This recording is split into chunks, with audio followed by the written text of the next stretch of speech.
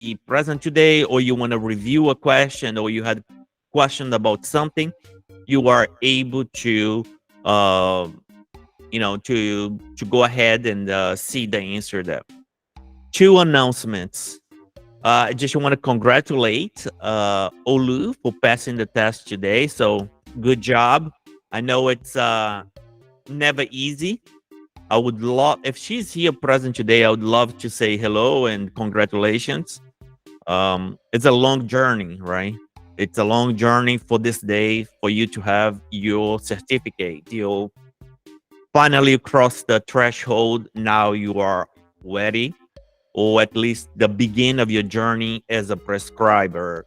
The one who calls the shots and be able to make the decisions, right? Rather than being RN, which I love to be in the past, but I much rather dictate the plan than doing the plan precisely. So, welcome and good job, Olu. Very proud of you. Second announcement, as of today, we have an app.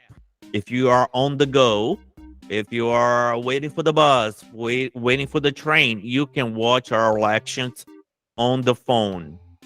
Okay. You can watch your lectures on the phone. At the end of today's encounter, I'll show you how to.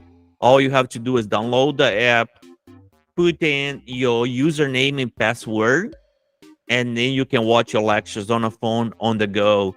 If you're in a metro or what have you, definitely don't recommend to be on a car and driving and watching, but any other place you might be safe to do so. Before, most of the folks use the computer. Now you can use the app. But I have to warn you about something. One of the, I wouldn't call it the downfalls. I want to make accessible lectures and content to you, which is great. However, I must warn you not to use the lecture at work because that's not undivided attention. I want you to be in a zone, to be focused, right? So having a quiet room by yourself and really in tune the material is how study is done. If you just like, oh, I watched the lectures, but I was having patient calls, mother, husband, children calling, it's undivided attention. That's divided attention. We want to make sure that you are putting all your efforts and you are a first time go if possible, or second time go if that's the case, or even third time go, right? We get a lot of people that came in from other programs and they might be taking the second time. That's okay, but you have to put your best effort into the program. All right, so we are about to get started right now. Last call, last minute. Is anyone not able to log in and having problem? Please speak up. I can wait another 2 minutes and we get started.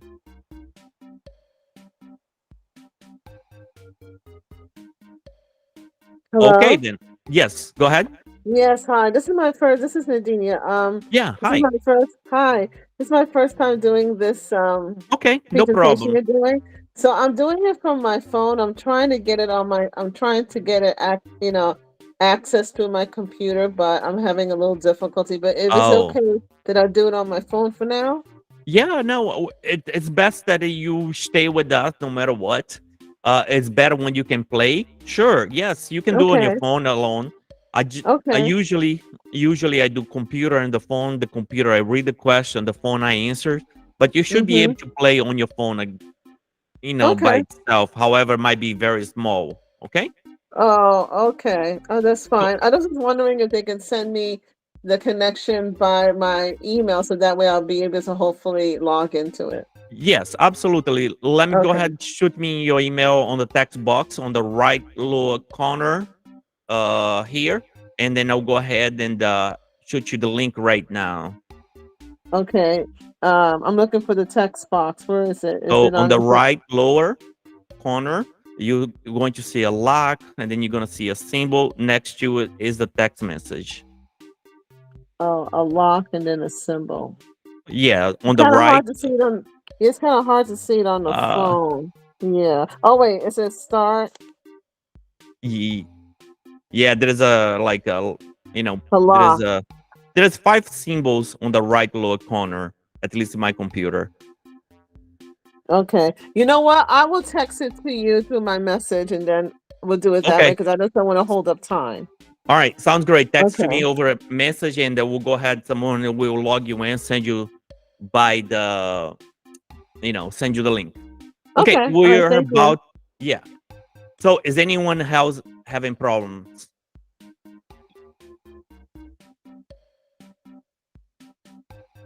Okay. Then we get started. You'll be able to join in as we go, Nadine. Okay.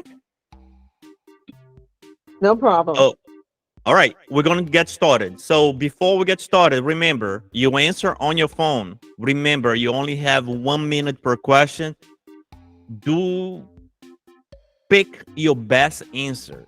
Pick your best answer, and then go with that. Sometimes the answers are not complete sentences because it doesn't allow me to that doesn't allow me to put in a full sentence. It doesn't allow me a many characters. But yes, um just try your best. Okay, we're about to get started. The code again is 401-2663. All right, let's do this.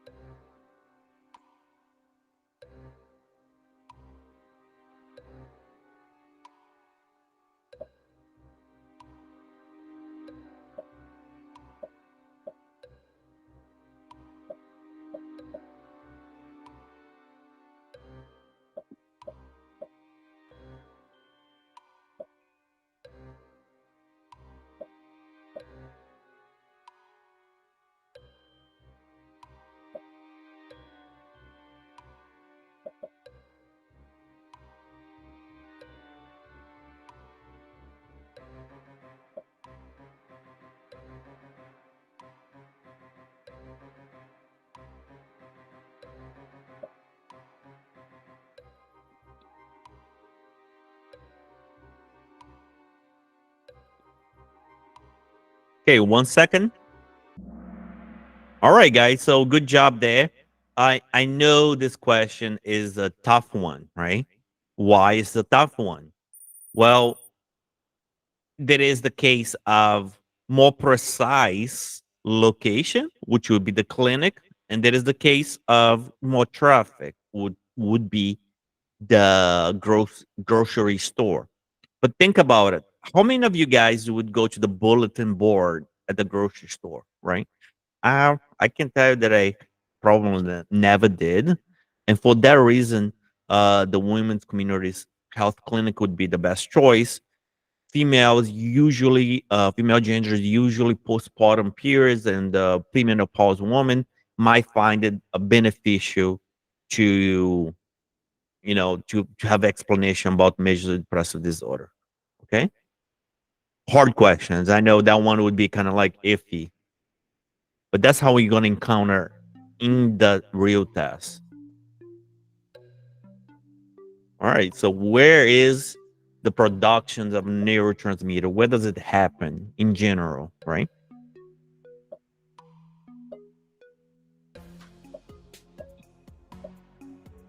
40 seconds left.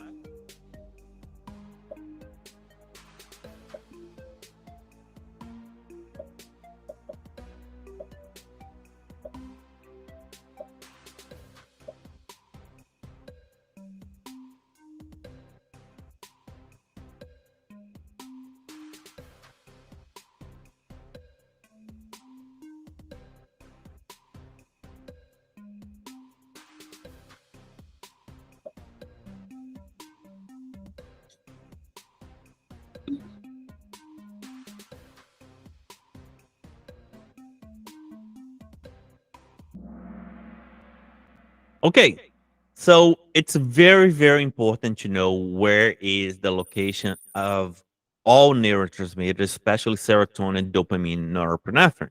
Okay, so Jeanette here is taking the lead for now, but let's take a look at the rationale on this one. Okay, so basically it's the brain stem, right? So that's the part of the brain that's responsible for respiration and other important vitals for us to stay alive. But the brain stems is where the cells that for the neurotransmitters that are produced, especially serotonin and dopamine. Now, understand the basal ganglia, right? Or also called the corpus striatum, function in the learning and automatic actions like walking, driving, so forth. Hypothalamus, very good acronym would be what the heck, which stands for water, appetite, circadian rhythm, uh, body temperature, and libido, a few other things. But I would definitely know all of these three locations and what they do. Okay. We have acronyms on our course for you to memorize it and make it a little bit easier to get it right.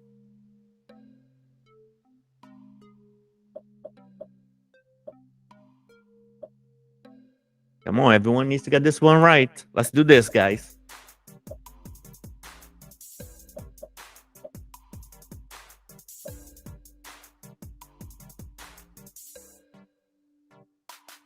We have about 30 seconds left.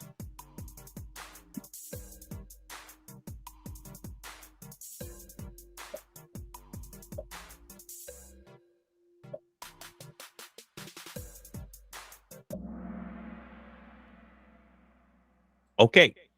So most of you guys got it correct. Sometimes we get confused between atypical and typical. Atypical is your second generation, right?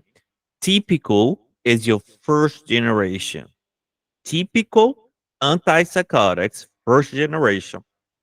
Why are they more likely to cause EPS? Does anyone know why? The reason why? If you do, unmute yourself and go ahead. Dopamine blockade. Okay. What about the dopamine blockade? How is it different than the atypical second generation? The atypical more affects serotonin, Correct. 5-HT2A. Yes, correct. Also, if you are in our psychopharmacology class, when you look at the chart, I put in the chart, one of the main reasons why atypical second generation is less propensity to cause EPS is because it only blockades the dopamine at 60% level. When you pass the threshold of 80% level, that's your typical. That's what they do. They are very strong, very dopamine blockade, very good for schizophrenia treatment. However, it comes with the side effect of blockading dopamine, and you have a bunch of things that could happen. All your EPS symptoms could happen. Now, write down this right now so you don't forget that atypical second generation, they have a higher propensity of metabolic syndrome. So they get people a little bit overweight. Okay. So it's very important. And you need to know the difference between typical and atypical. And that is because of the 5H2A. Please make sure, because that alone could be three questions that only regarding typical versus atypical. And by the way, you need to know the dopamine pathways in detail, because questions most likely come in with the correct answer and or but a incorrect statement. For the answers to be correct, the whole sentence needs to be correct. Can be very confusing if you're on question number 100. The dopamine pathways come in a question, and you can be tired and can be confused. So you got to know this material in your heart. You can dream about it, you know it. Okay?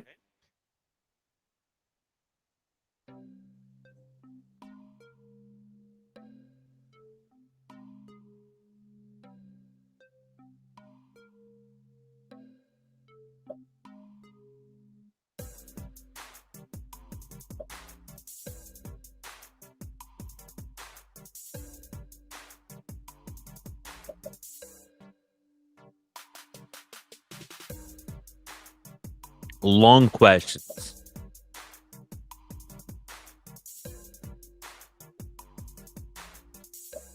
All right, we got 25 seconds. Pick your best answer. 20 seconds.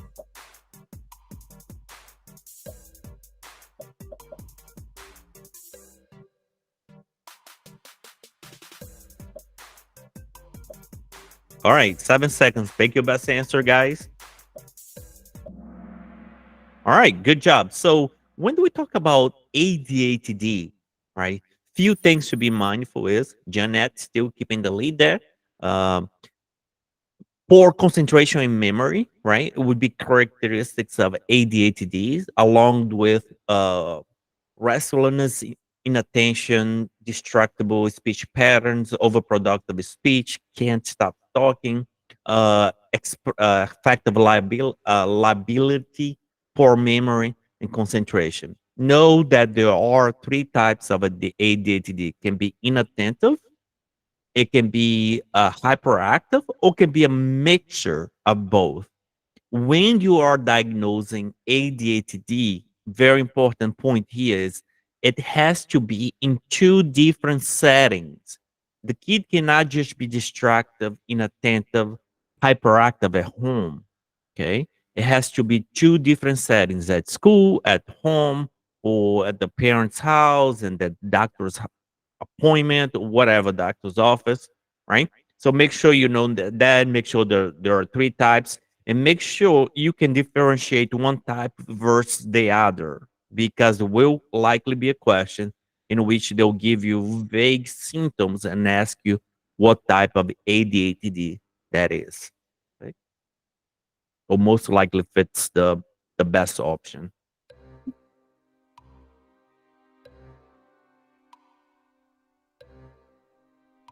Inability to perform rapid alternating movement. What is that?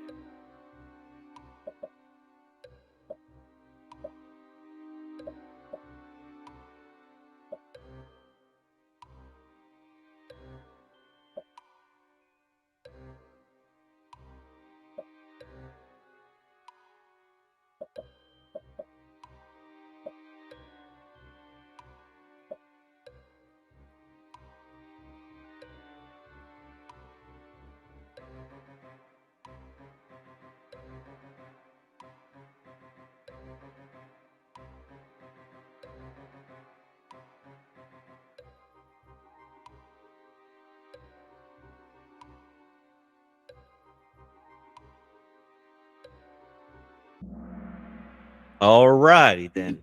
So if I can do this, right, that's ability to do rapid movements. Okay. Very important to know this characteristics. So if you look at the beginning of the answer choice, if it had an A, or would stand for a inability or dis, right? In this case, dysarthrokinesia, I cannot even say this word, it's asking about the soft signs.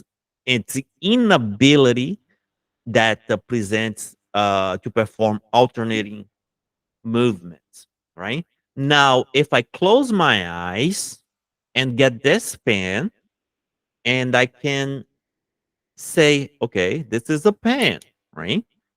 So asterognosis is the inability to recognize object by touch, right? So by touch. So see here we have a A. So you could pretty much by using test taking strategy kind of eliminate tics and chloroform movements, which are jerk, involuntary movements that flows from one part of the body to another. But make sure you know the test taking strategy that we cover on our crash PMHNP crash course review. It will be very, very helpful. Even if you don't know what is the correct answer, you have a higher probability of getting it correct.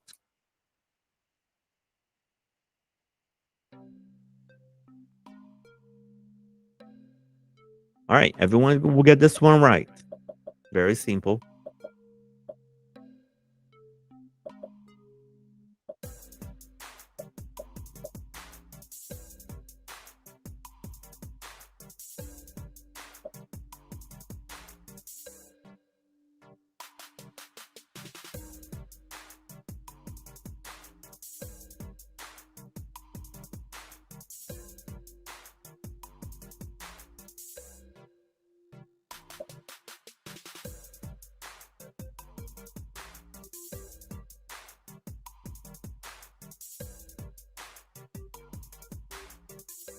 All right, we have 18 answers. Excitatory neurotransmitter. That is your glutamate, right? Glutamate, everyone got this almost correct. GABA is your feel good. Think of gabapentin. Think of benzo, especially benzo. Gabapentin, not necessarily. Well, it is, but the most ones that we see for GABA will be benzos, right? Alcohol also works on a GABA, but different type of GABA receptor. But yes, glutamate excitatory. So in fact, schizophrenia would be high in dopamine, but also high in glutamate, mainly dopamine, right? So the brain is too excited. So when we say uh, aspirate is another excitatory, so glutamate and aspirate. A glycine is an inhibitory, just like GABA, neurotransmitter in the central nervous system. Today, most of the questions will be scientific foundations. Okay. All right. So this one is a bit difficult to see, but this is about pharmacokinetics versus pharmacodynamics. Okay. See, let me see if I can extend this. Hopefully, you guys are able to see a little bit longer, 2 minutes.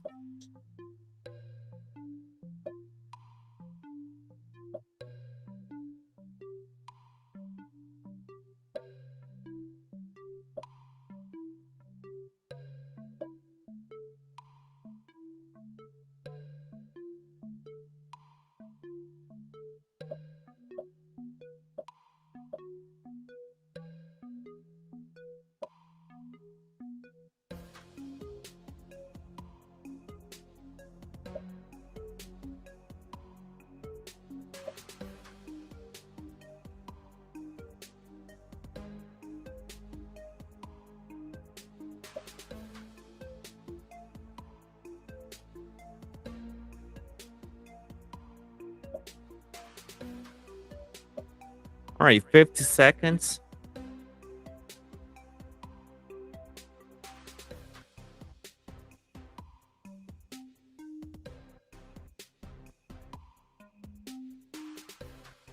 Thirty seconds left. Hopefully, everyone got the answer by now. All right, we have 19 answers. I think that's everyone. So I'm going to skip the question here. All right. So that is pharmacokinetics is the study of what the body does to the drug. Pharmacodynamics is what the drugs do to the body. Okay. So this is a typical question of a easy question made up of difficult answer, right? Remember when they talked about the dopamine pathways? This is how it will come. Kind of like I got the dopamine pathways. I understand, but do you really know by heart? I promise you should know pharmacokinetics versus pharmacodynamics. Pharmacokinetics is really the drug in the body. It investigates how the body absorb, distribute, metabolize, and excrete. Here's another point. A question can come such as which of the following mechanism of action or studies most likely deals with metabolism or drug excretion or distribution principle, right? So it doesn't say what the body does to the drug, what the drug does to the body. So be very aware of pharmacokinetics and ADME. Know that pharmacokinetics equals ADME. ADME stands for uh, the what the body does to the absorption, distribution, metabolism, and excretion. My test question actually came something years ago, many years ago, something like that, or it was another test. I don't remember, but I seen tests like that come up and very often, especially in universities, because everybody kind of tries to memorize what the body does to the drug, what the drug does to the body, and then comes this other where is the receptor, the drug receptor is a binding to.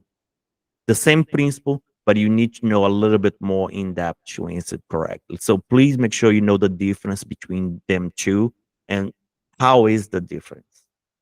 I know it's a long answer, okay, but please make sure you get that right. That's easy point.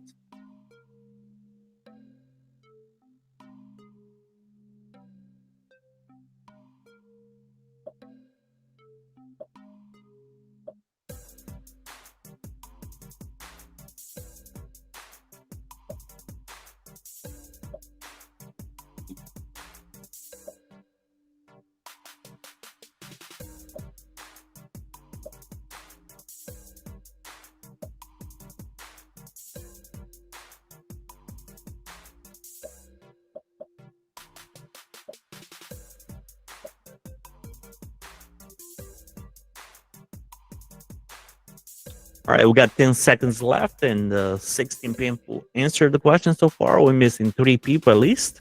Pick an answer.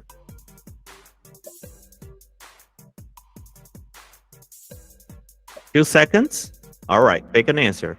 Okay, good job here, guys. So this was a tricky question, right? Because here I didn't give you a straight up answer choice. But if you understand that the thalamus, I joke to myself, that's almost like my name, Thales. The thalamus coordinate where the traffic goes. And after the thalamus coordinate that, it goes to your brain, goes to the next portion, right? Which was what the question asked. Okay. So let's take a look here in the rationale again. The cerebral cortex, that's where it receives the information from the thalamus. Okay. So I asked, so the answer was kind of hidden a little bit, but understand the thalamus is like the traffic guard, right? Make a right, left, straight. It coordinates the traffic. Do I have a question there? Uh, okay. Okay. So it coordinates the traffic. The limbic system understand what is inside of the limbic system. Here, specific amygdala, right? Mediates mood, fear, emotion, and aggression. Something else, it smells. It smells is part of the amygdala. When you get the old let's say raisins, right? And if you grew up like me, where my mother made cookies, when they eat raisins and smell the raisins, not eat, when they smell the raisins, it brings me back the good memories of staying with my grandma, and she's making cookies and hot chocolate and things like that. So the memory, the smell and the memory, it's amygdala, right? Then the hippocampus. Think about the big hippo, the animal with the big head. His job is to convert memory from short term to long term. And then we have the basal ganglia. That's all about motor movement, right? So the ganglia works in the part of the cerebellum. That's another one that people get incorrect. If someone drinks alcohol and can't walk straight, right? Because their cerebellum is a malfunction due to the alcohol. Okay. So make sure that movement has to do with the basal ganglia and the cerebellum, right? Especially coordination.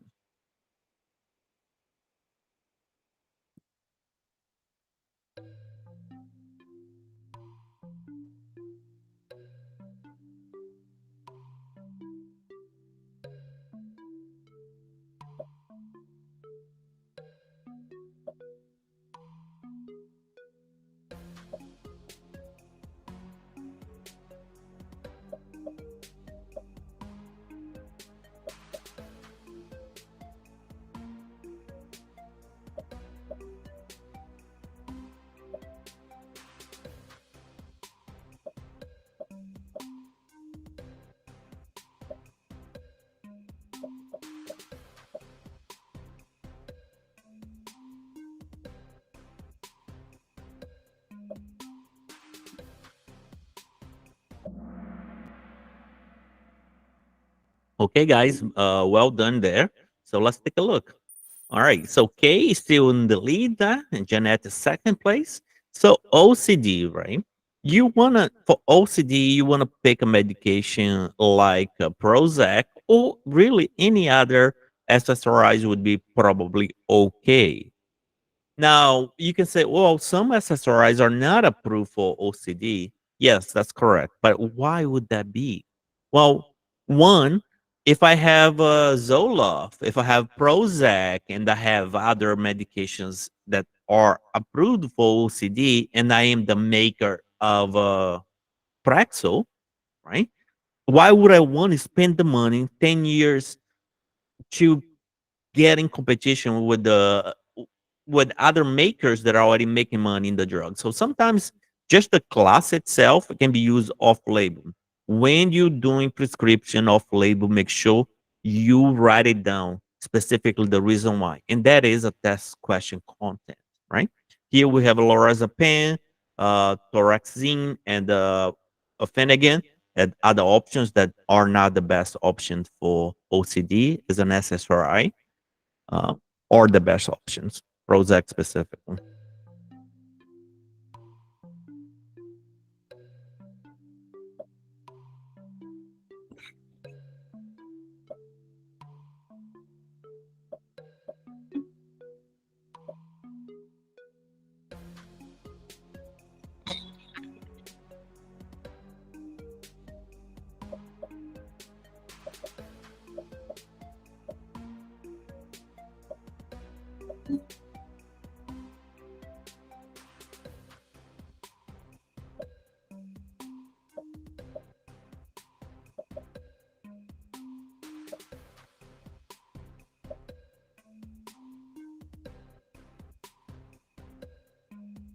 All right, so we have 21 answer, 10 seconds.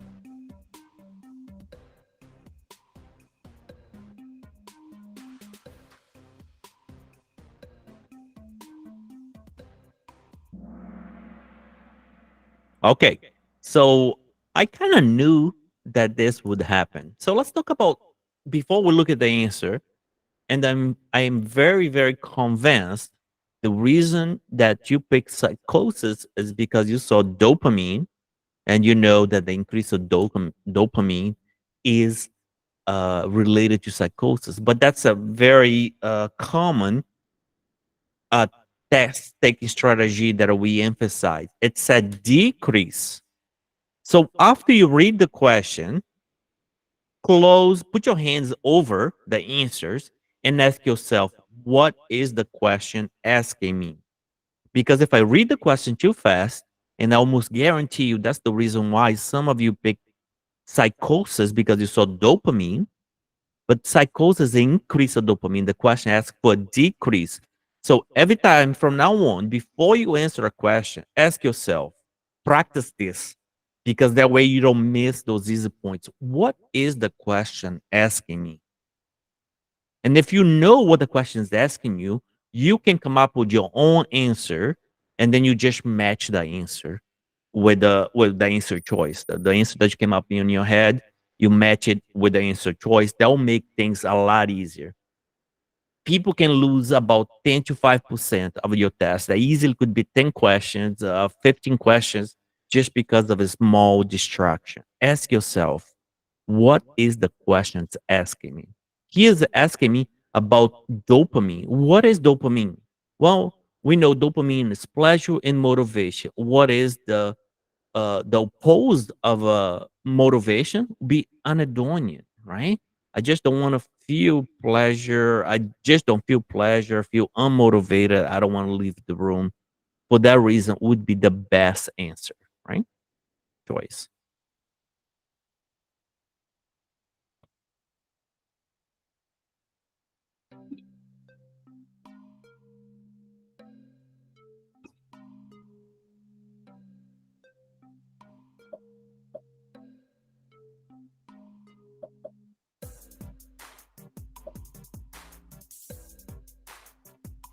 Ask yourself, what is the question asking me before you look at the answer choices? You should come up with two. As you read this question, you should come up with two drugs in your head. Okay. And then you just look. Okay, I see the answer, and then I answer correctly.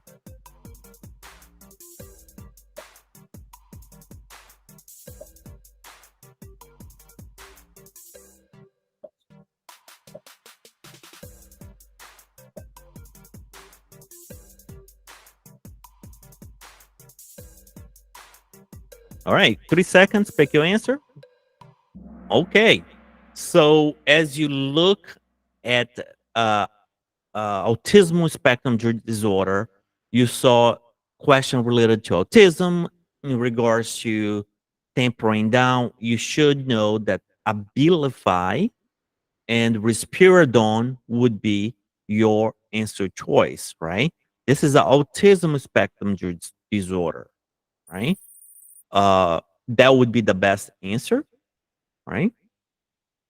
Here, it can be used between age 5 and 16. Target symptoms include irritability, self injury, aggression towards others, mood swing, and tantrum.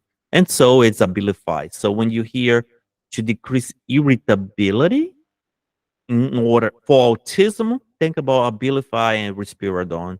These are two great options that we use in practice a lot. Okay. Any questions before move on? Okay.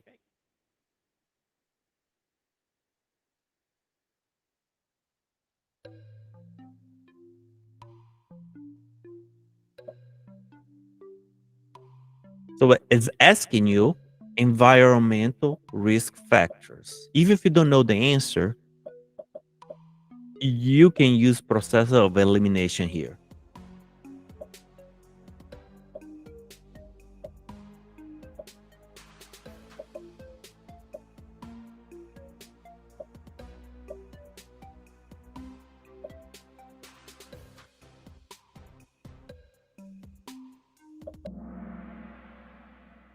Okay, this maybe was a little bit faster.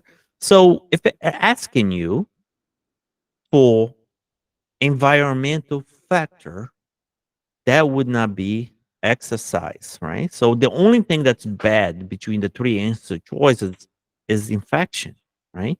Infection has to do a lot with the environment, air pollution, quality of the water, and other factors. So if you don't know the answer, use process of elimination. Okay, and that's a more complete answer that for you. Exercise regimen are not considered environment risk factors because exercise improve health.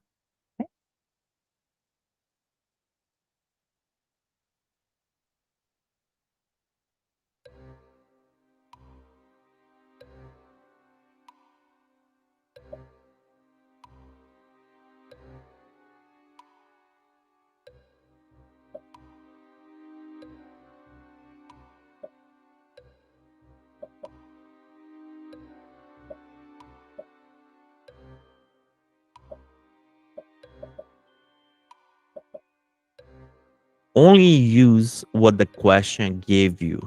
Do not add details to the question.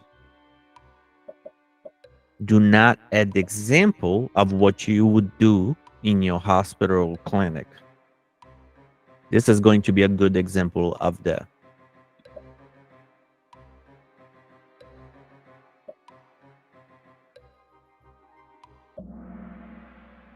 Okay. So I knew it that someone, and I'm not throwing you out there, but I just want to cheat your test taking strategy. So ask for treatment resistant case, right? It didn't say if it said schizophrenia, then you could definitely would be ECT for drug resistant patient. Even if it said uh, major depressive disorder with psychosis or severe, you probably could take that out as the right answer. But by using only what the question's given you, right? So you would implement a combination of medication. Think about it. If I have a patient with major depressive disorder, severe, would I use just an SSRI? No. Would I use perhaps a combination of SSRI with Wellbutrin and maybe a little dose of Abilify, depending on the case, if it is insomnia or whatever. So I would use all what I have at hand. So for that reason, implement a combination of medication would be the most appropriate. And again, the question never give you the disorder, right? But So go ahead. I honestly do not see why it's not the green one, because you said use what the question gives you, and it did not give you any medications. Correct. But implement a combination of medications. So all psychiatric conditions have a medication for decrease a symptoms. They may not be like autism. They will not fix autism, but it will help with the symptoms, even if they are off label. For example, off label medication that I had a very interesting case this week. My first time having a double personality disorder, right? Or DIC or dissociated personality disorder. While I'm talking to somebody, the second person came in and started talking to me. And this was kind of like, whoa, right? And then I talked to the second person for about 20 minutes and the person flipped again, right? There is no medication for that, but there is medication for uh, subside the symptoms. So here the question, it, it said, hey, you have someone that's diagnosed and is drug resistant or very severe. So you have to implement a combination of medication. But I can see why you the green option, it is a very strong distraction, right? You instead of saying, hey, it's almost like I say, if I give you a SSRI and it does not fix the symptoms, that means you don't have major depressive disorder. That's what the answer A would be implying to.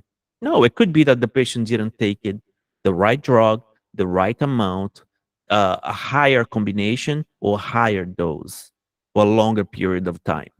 Does that make sense now? And remember, sometimes or most of the times, or almost all questions will be muddy, right? It's not a black and white yes or no answer. Yeah, I still don't get it. I feel like if I use what the question gives me, I get it wrong. If I use what I know to not let the question trick me, I get it wrong. Okay, so let's talk about this for a second. So the question asks if don't quite remember, but it was something along the lines of if I have a patient with a diagnosis and is being resistance, okay, second best option is to reevaluate the diagnosis. But if you made it the diagnosis, you assume the diagnosis is correct, right? So yes, I get it. That's a very strong distraction there. That pick a different diagnosis. Now, let's say I have somebody with a diagnosis of anything, schizophrenia, for example, and the drugs are not working. Would I say I must reevaluate for a different diagnosis? Probably not, right? If I have someone with autism spectrum disorder, pretty clear, drug is not working. It must not be autism spectrum disorder. No, right? So I'm saying, hey, the person has a diagnosis and it's not working. What I should do next? In practice, you wouldn't necessarily. You could think about it's a very strong distraction that is the incorrect diagnosis, right? And sometimes that comes up to be. But the most likely answer is that you have to apply multiple knowledge of pharmacological medications in order to get to achieve the endpoint result. Okay, and always it's going to be muddy, but I'm just trying to clarify it so that you know you can get the faster possible way. Okay, I hope that helps a little bit.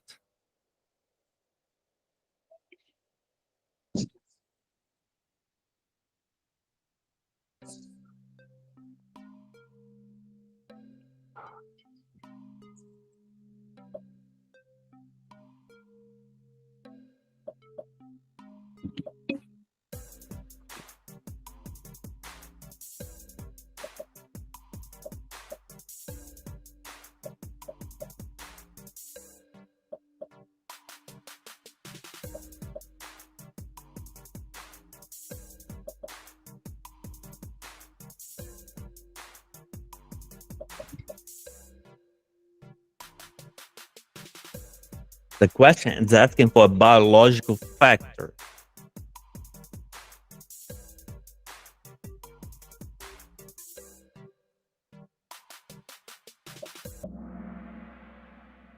Okay, so everyone almost got this correct. But if you look biological, right, within you, culture wouldn't be the answer.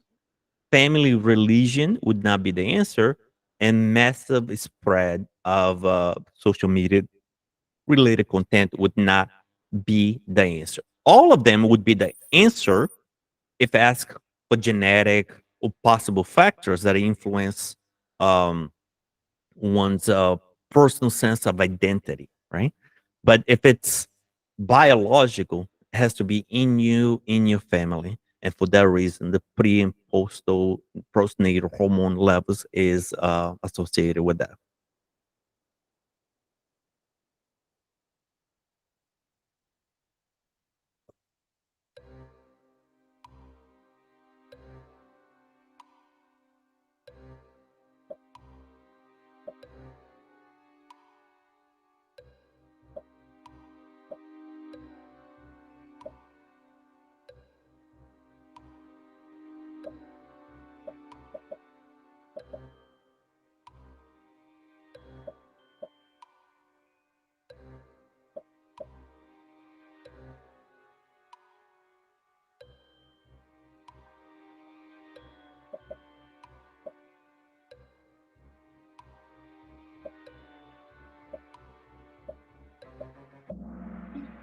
Okay, very good, guys. So before we move on this question, can someone unmute yourself and tell me what ad, which other drug is associated with agranulocytosis?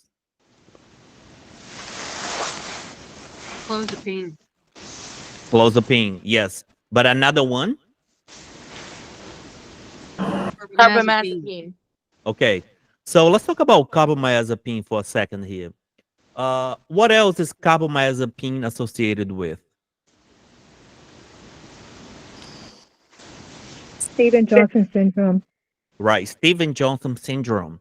If the question asks about Stevens-Johnson syndrome and carbamazepine and lamictal is the answer choice because both associated with Stevens-Johnson syndrome, you only pick you only pick carbamazepine if the question has to do with Asian population. Okay, oftentimes Stevens-Johnson syndromes will have both of the drugs.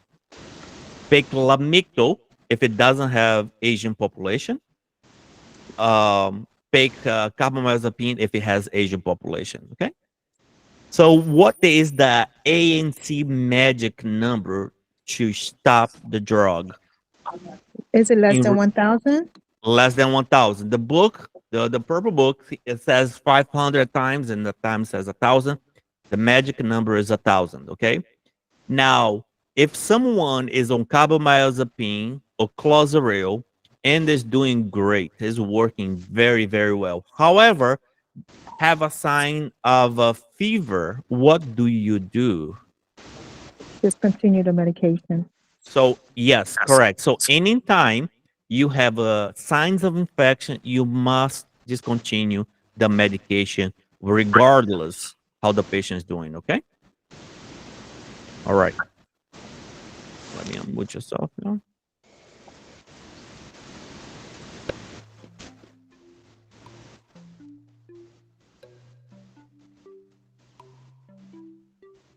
If you have a hot mic, please mute yourself because of the noise. Thank you.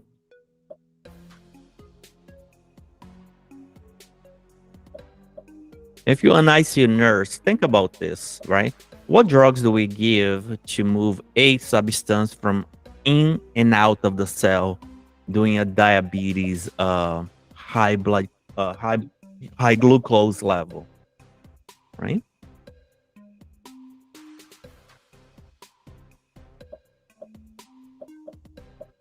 Sometimes you have to use what you know from your previous experience to answer a question.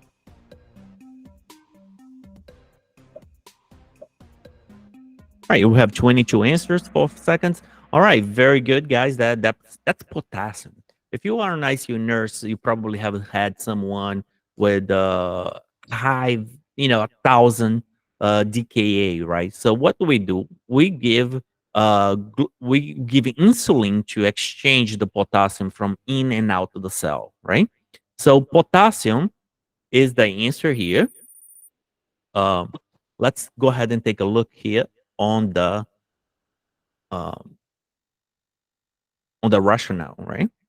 So you glycogen disposition in the liver and skeletal muscle, it plays a vital role in the cellular function, includes the storage of a glycogen, which is crucial for energy metabolism, right?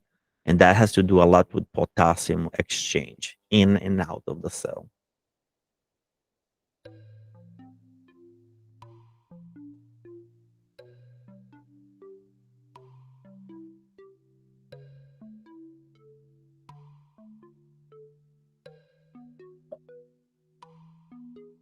Ask yourself, what is the question asking you before you answer? Decision making and integrated cognitive.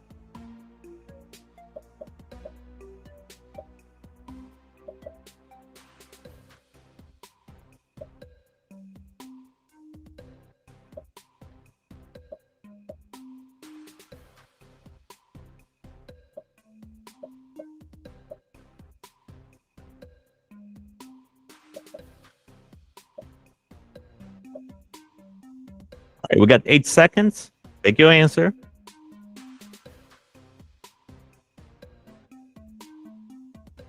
All right. Tough question, right?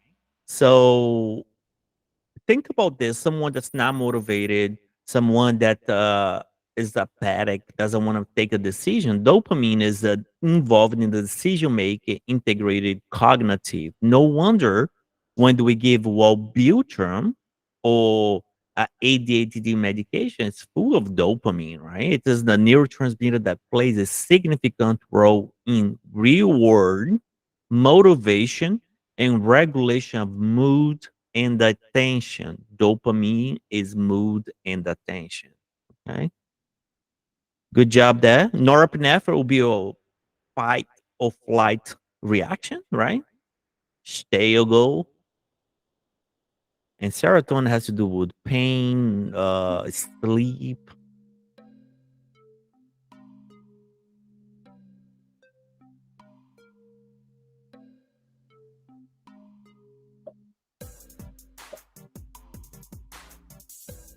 All right. What is the question asking you? Practice that. What hyperthyroidism look like?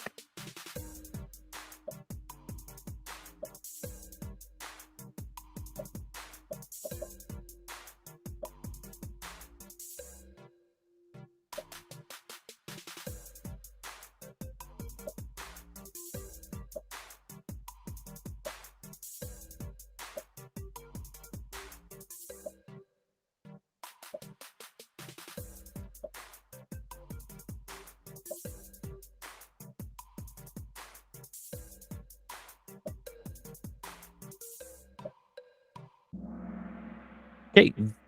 All right. So let's take a look here on the rationale. Um, again, right? So a patient medical history, including hyperthyroidism inclusion syndrome, should be considered in a differentiation diagnosis. Both conditions can present with psychotic features such as mania and should be factored into the evaluation there. Okay. So another thing to be mindful. Well, I'll bring in the next question.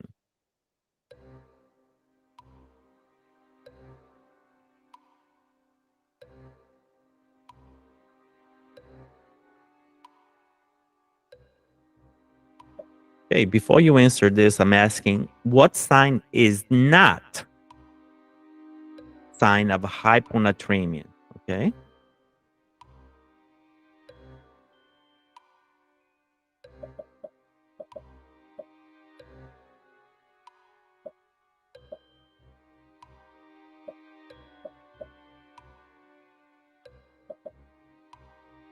So sodium follows water. I mean, water follows sodium. Hyponatremia, you don't have sodium. That means you don't have water, right? And I'm asking for a not sign.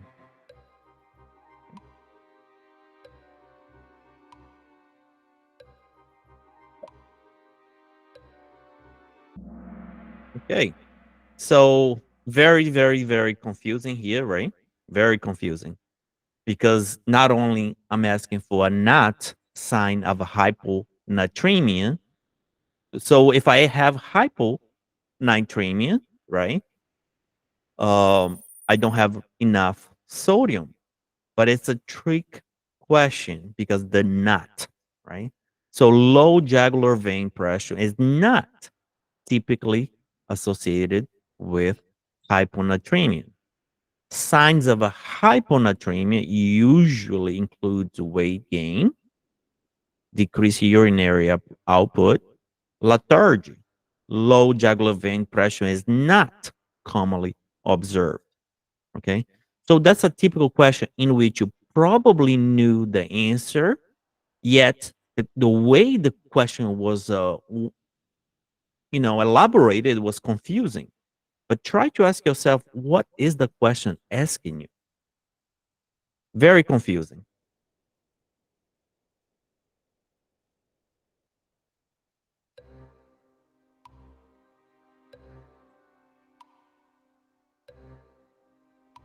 Okay, 20 months old, noted with positive Bumbinks reflex. What is that?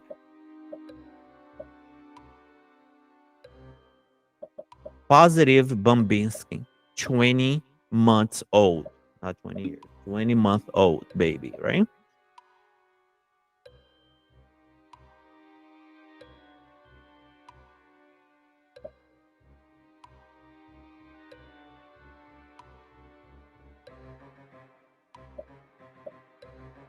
First question you should ask yourself, is it normal or is it abnormal?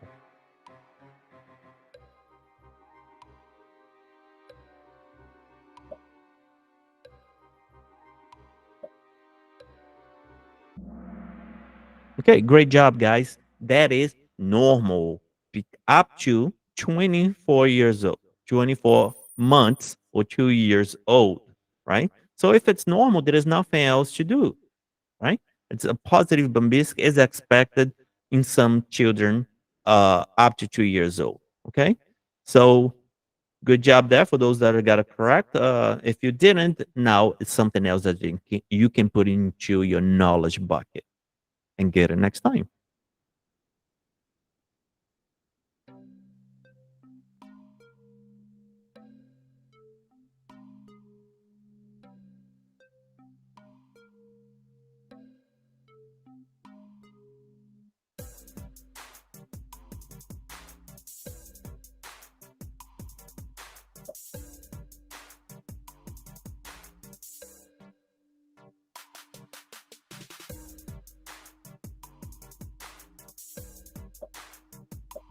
So the question's asking for symptoms that you see with SSRIs, uh, adverse effects sometimes, right?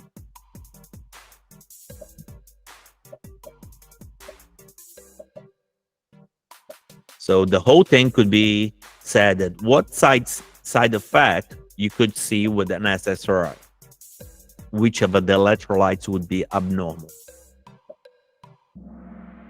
All right, would be hyponatremia, right? So sometimes patients with electrolyte imbalance taking an SSRI might see a low sodium level. Okay.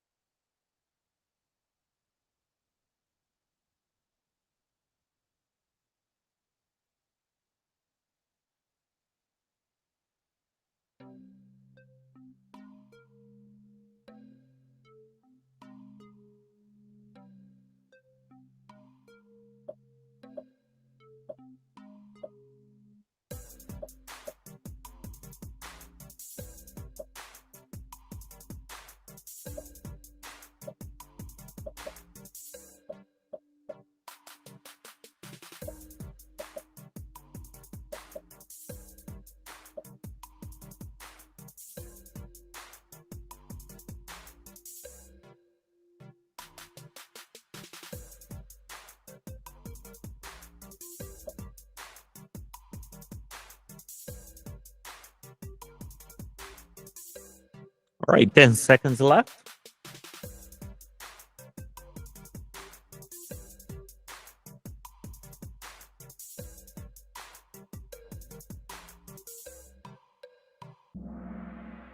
Okay, this would be a hard question for me. I would have a hard time with this one, unless if I knew the answer, probably would get incorrect. I would think of the 5 years old, but the correct answer here, able to ride a tricycle, building a tower of 10 cubes, would be at 3 years old, right? Putting the shoe on doesn't mean it's correct, just putting the shoe on and taking turns. That's the part of this question that would have gotten me. For taking turns, I don't think, in my experience, but again, we have to go by what the book says, research, not our own experience. But 3 years old would be the age that you would expect this by the book answers. Okay.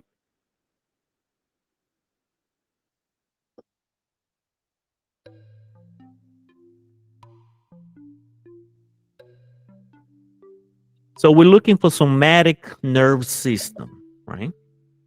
What does it do?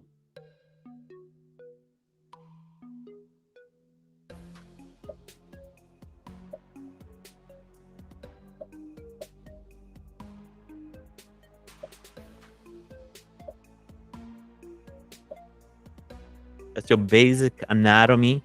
Yet the answer choices are a bit convoluted there. We got 20 seconds left.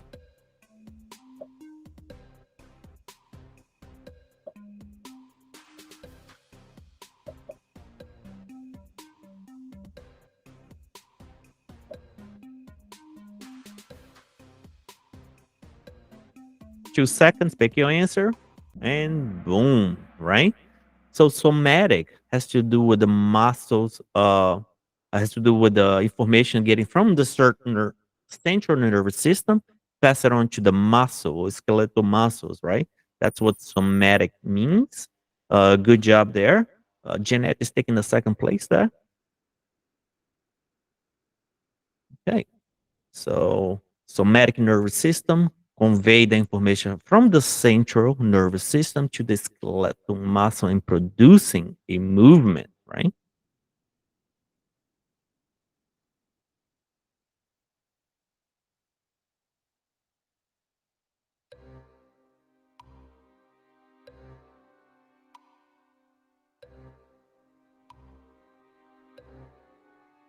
So that's an emergency. What condition would be this emergent related to? Why would they have cerebellar ataxia? What that is? If you look at the stem of the question and you know what cerebellar ataxia is, you could link to a condition here.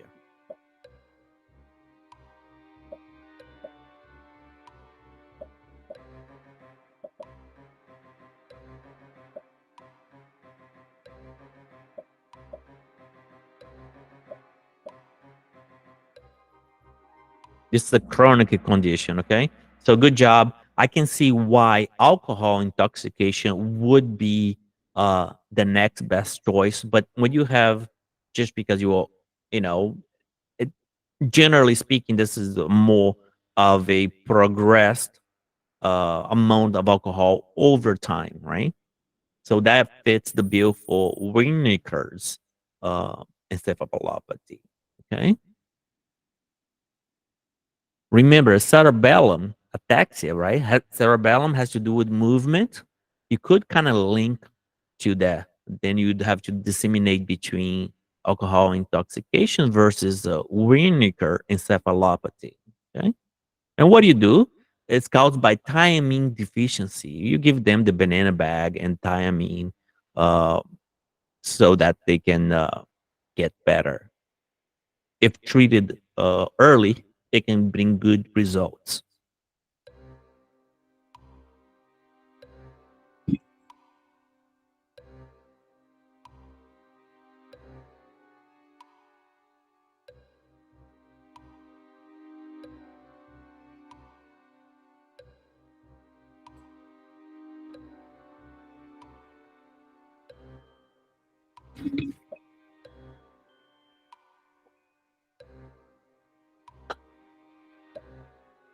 We got 30 seconds.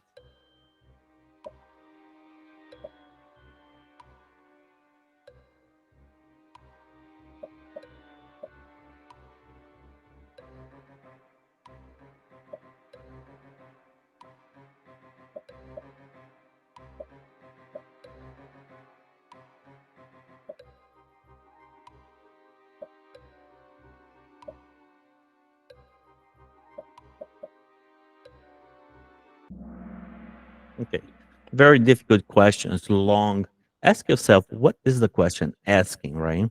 Understand the appropriate diagnosis and testing for mental health.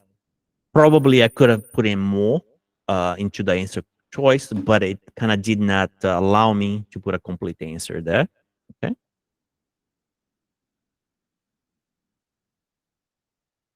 Proper assessment and diagnosis.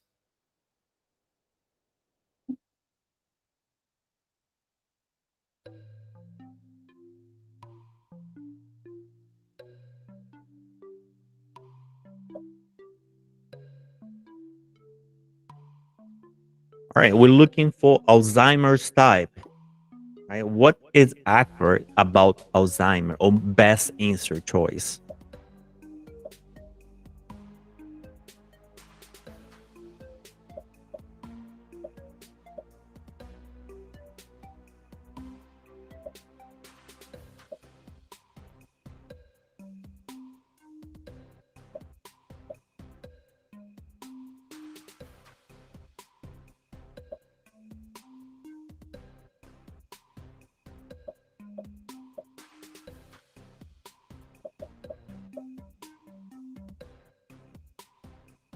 Two answers can be very confusing here, right?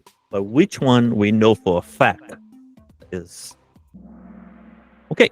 So yes, I see and I agree that the B is very enticing, but we know for a fact that is the most common type of dementia, right? Also, yes, it's progressive cognitive decline, but not so much. It's not a true statement or 100% true or the best option in a stepwide fashion, right? It can have slightly pause and it can deteriorate over time. Okay. The best answer here would be that it is the most common type of dementia. Now, can someone tell me Alzheimer, is it cortical or subcortical? Cortical. Cortical. Cortical. Okay. When you think of a cortical, what are the two things that you think of? What Learning and affects memory. say it again? Learning and memory. Very good. Learning and memory, right? So that can be amnesia and aphasia, right? Now, if you think subcortical, what are the two things that you think about? Motor movements. And Is it depression and aphasia? yes, depression, right? So if you can know the difference between cortical and subcortical, under the cortical, it will help you to get the answer. And by the way, that's very important, okay?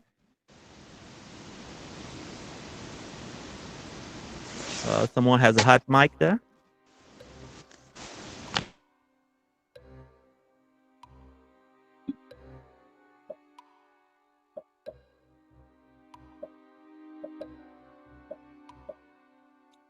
Your best answer here, okay?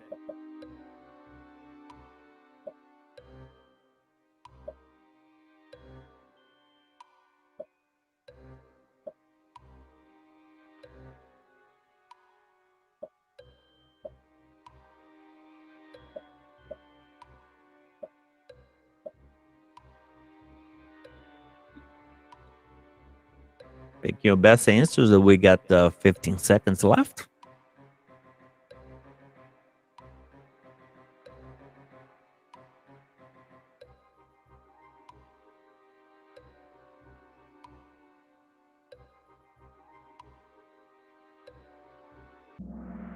Okay, well done, guys. Well done.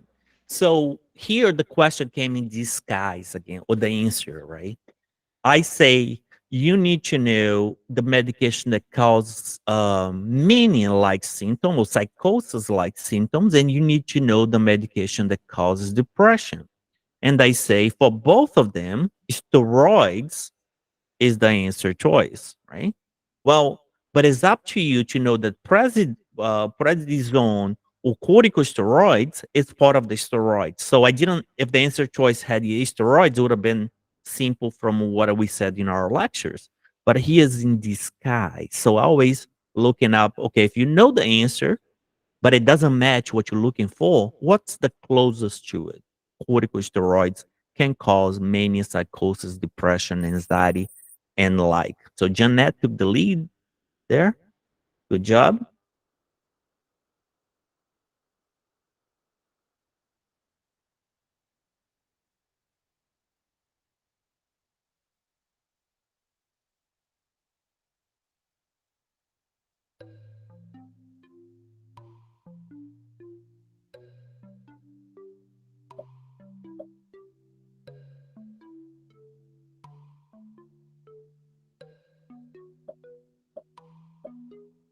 All right. So here you're looking for alertness, orientation, fight or flight, learning, memory, focus and attention, along with focus and attention, right?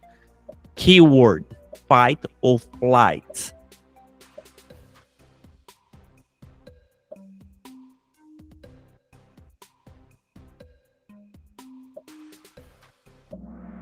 Well done, everybody here. Good job. The keyword there was a flight or fight, right? Also had attention and memory, but it's not the stronger for that reasons there. Okay, so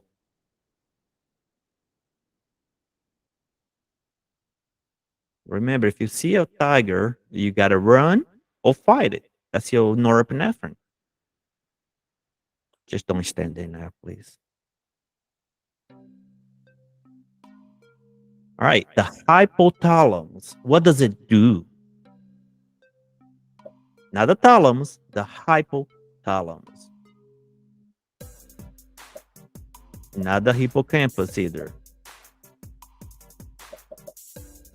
Remember, what the heck is the acronym that we use?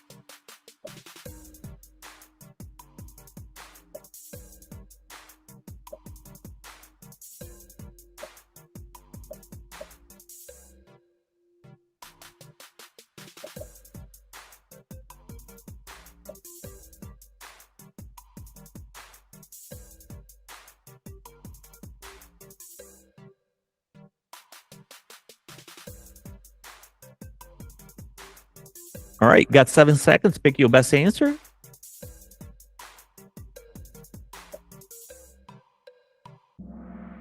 All right, most of you guys got. So the hypothalamus, right? Remember the acronyms that we teach. What the heck? That's for your water. That is for your hungry. A was for your appetite. T for the temperature, and all that has to do with the hypothalamus there.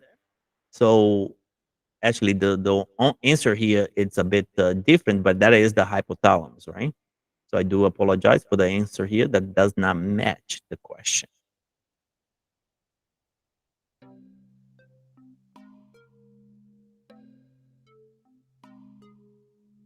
It's a hard question.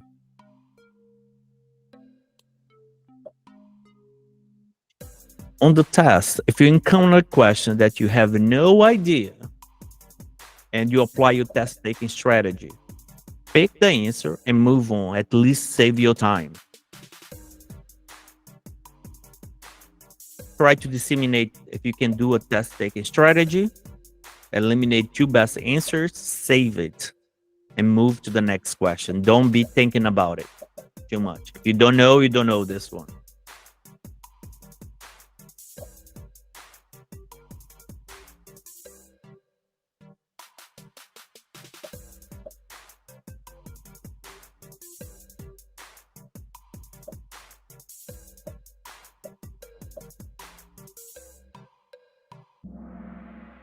Oh wow! Good job, guys. This one was a hard question. Most of you guys actually got it right, so very good job. But if you encounter a question that you don't know the answer and you try your test taking strategy for 10 seconds and you be like, I don't know the answer, don't spend too much time into it. Save it and move on. This is a knowledge question, so it's kind of difficult to do test taking strategy for this one.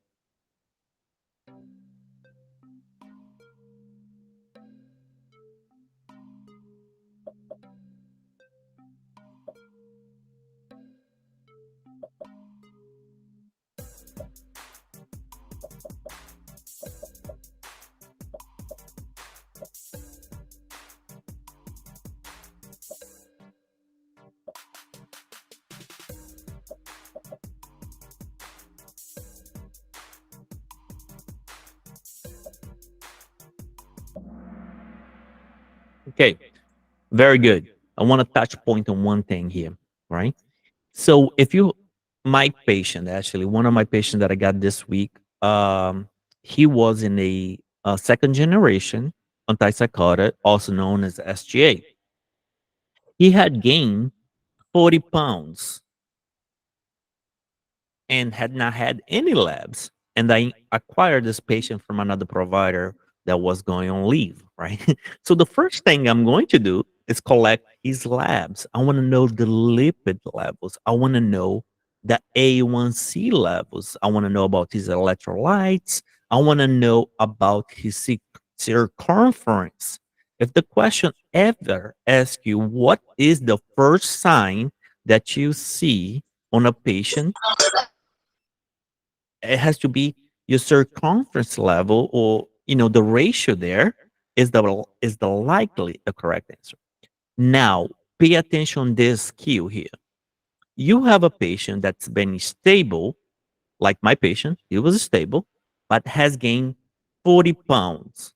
Which of the following action would you most likely to, well, let's say you have my patient that was a major depressive disorder with psychosis, right?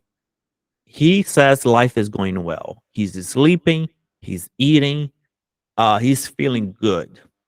However, he noticed that in the past 4 months, which is a true statement, he gained 40 pounds. But he is not necessarily concerned. He's just happy that he doesn't hear voices. Which of the following answers would you pick as the first most appropriate answer? A, increase his medication. B, change to a medication with less metabolic uh, syndrome. Like, there are the few, there is, I call them the skinny drug. D, encourage the patient to do lifestyle modification. Or D, another crazy answer. Okay. So the answer choice here, you'd be attempt to pick B, pick a skinny drug, or Abilify, Acenopine, Latura, or Geodon, right? However, the answer choice here would be lifestyle modification. Why? Well, first is the patient is stable. It is very hard to get someone stable on antipsychotics. It takes a while. It takes trials. It takes lots of compliance. If the patient is stable, do not destabilize the patient. Offer lifestyle modification. And what is that? Aerobic exercise. Write this down, guys. This could possibly be a test question. You will see this question again in some shape or format, because it's testing your safety level, right? If you have someone stable, don't destabilize the patient. Okay. So yes, the answer here is second generation antipsychotics are most likely to cause metabolic syndrome, which we cover what it is. First generation is most likely to cause EPS due to the high blockade of dopamine. Second generation has the 5-HT2, which is the serotonin component that doesn't allow the dopamine to blockade fully at 60% level.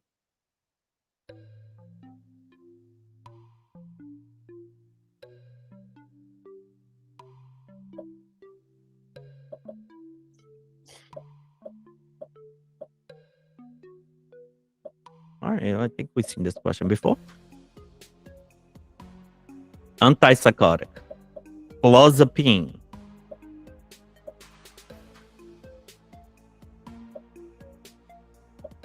Is the patient dehydrated?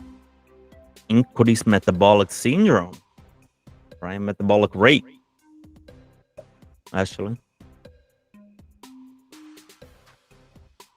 What would you be suspicious of?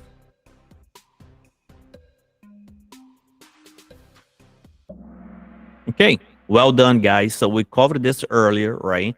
Just don't fall into, hey, Clozaril, second generation, metabolic syndrome. Actually, he has said increased metabolic rate. So that would mean that the person is losing weight because the metabolic rate, it would be accelerated. Even if it said um, concerned about metabolic syndrome, would not be better answer than agranulocytosis. Agranulocytosis is serious. If they present the signs of that with clozaril or carbamazepine, then uh, you need to stop the medication. Okay, even if the patient is stable and doing well, because of the risk of infection.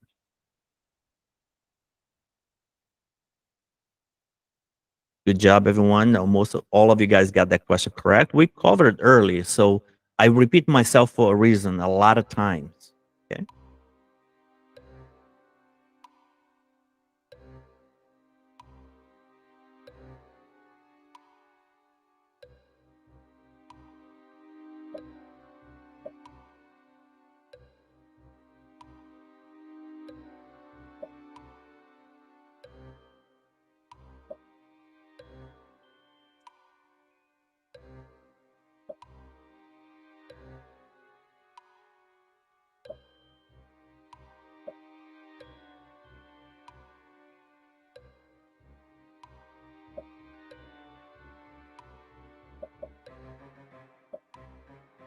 Use the strategy. Only take what the question is giving you. This one would be okay to use the strategy. Is the child mimic behaviors of the peers? Did the peers suffer that condition? No, right? The child experienced some kind of a trauma while the parent was hospitalized. Did they say that in a question? No, it didn't. So do not put something that was said, not said in the question, to pick your answer. Do not fall for that. That's a very, when we make tests, we like to introduce things that we think you would like to hear. Okay.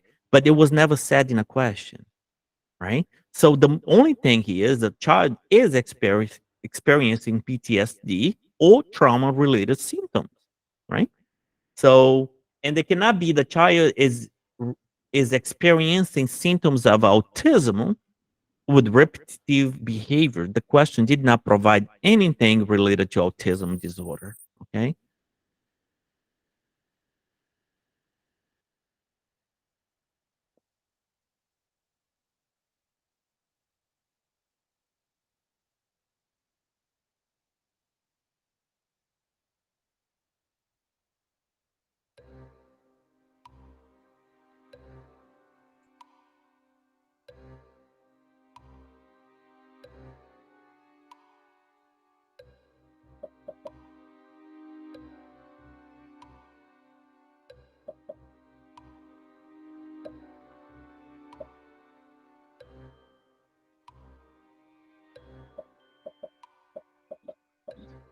All right. So the PMHNP gave a psychotropic medication.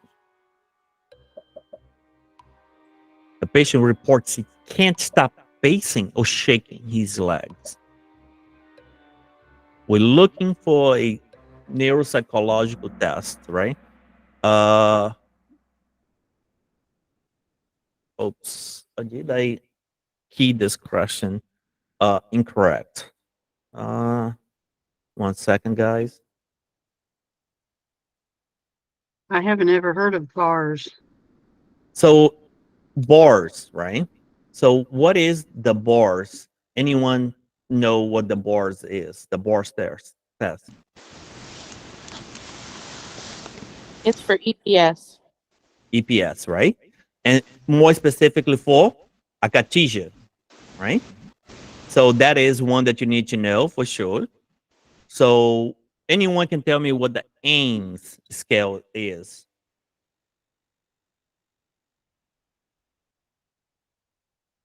It's to test for side effects, EPS, from antipsychotics. Correct. Also side effects for EPS antipsychotics, right? But it's mostly related to what? Can you tell me a little bit more about it? Tardive dyskinesia. Tardive dyskinesia, right? So the bars is the break what's called the it's more related to akathisia symptoms, right? The AIMS is the one that we do when the patient's been on a antipsychotic for a long time. Okay. So for that reason, it is the correct answer. Remember here, I think the question said it was recently prescribed, I believe. So you would expect the akathisia way before TD or tardive dyskinesia symptoms like, okay? Akathisia is related to the bars. Write it down there, guys, because that's an important scale. Bars equal to akathisia. So sometimes we provide, I see this a lot, right? When we provide Prozac or a new SSRI, uh, patients can really, especially if you start at the minimum dose, not at the half of the minimum dose. So my strategy here is that every time I prescribe an SSRI, if I prescribe Zoloft, I prescribe at 25 for 2 weeks. If I prescribe Lexapro, I prescribe at 5 milligrams for 2 weeks or 1 week. I tell the patient, look, I want to do this nice and slow. I want to stop when the medication is right for you, when your symptoms are gone, but I'm not in a hurry to get there.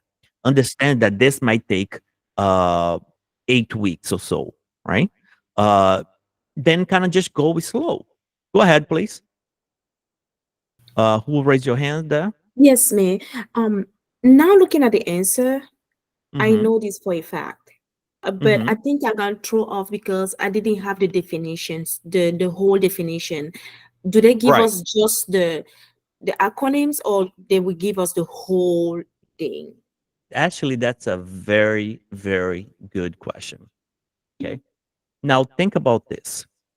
If I had given you, and they don't, for drugs, they will give you both. For scales, they will not. Write this Oh down. For God. scales, they will not. If I had give you the Barnes akathisia rating scales, I Yes, think I would have. everyone would have got this correct, right? Yes.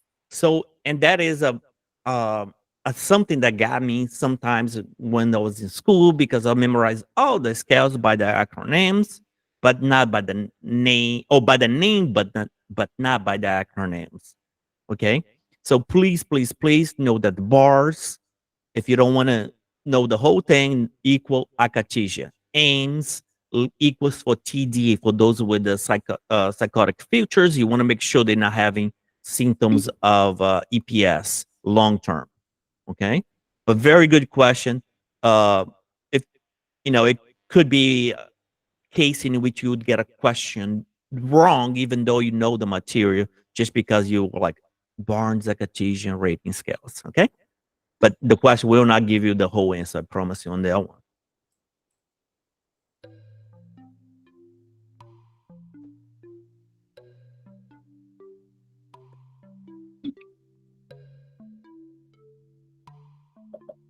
So here, you know the principles, right? Primary, secondary, and tertiary. Is it a prevention? Is it doing it? Or is it after? Or is this long after the treatment? Ask yourself that question before you answer this question. Is it actively happening? Is it before I'm trying to prevent, or I'm treating long term?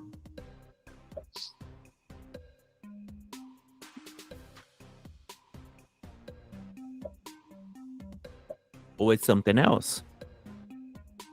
5 seconds, pick your answer.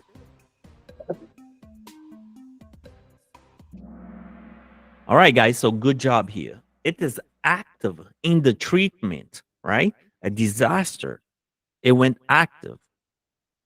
Primary means prevention. P for primary means prevention. What it's like? Cigarette sensation. Someone has a hot mic there, please. Cigarette smoking sensation. That's a prevention. Now, when someone has a like a checking the blood pressure, that's secondary. That's screening. Secondary is screening because I am actively engaged. If I call the crisis hotline, I am having suicidal behavior. That is a secondary. If I am actively involved in the case at the first time, that is secondary.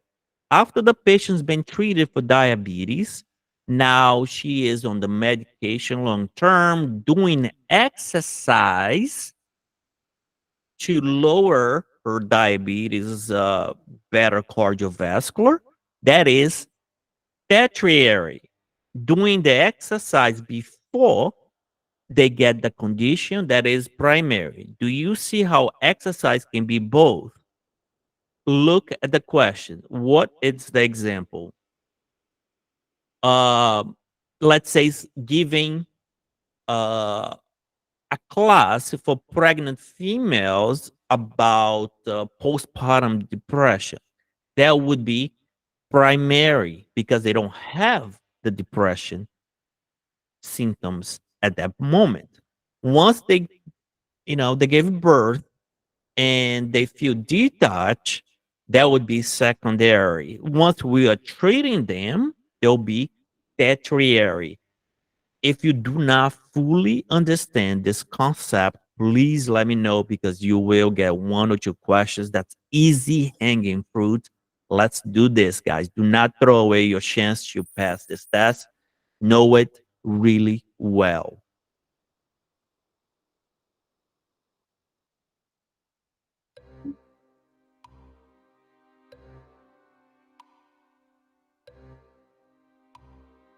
Least, least likely, right? Keyword, ask yourself, what is the question asking me? Practice that every single time. If you just read suicide attempt because you're doing fast, you probably picked the wrong answer. Always be aware of the least, unlikely, always, must, all keywords.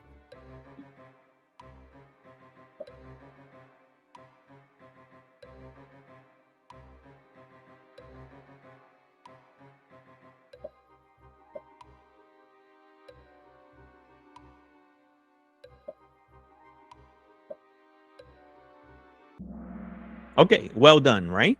So when you get a question like that, most of the time the question will be which of the following are or which of the following is the most likely or most in danger to proceed with suicide behavior, right? And then you have question A, 45 years old, married, employed, African American, with previous to suicide attempt.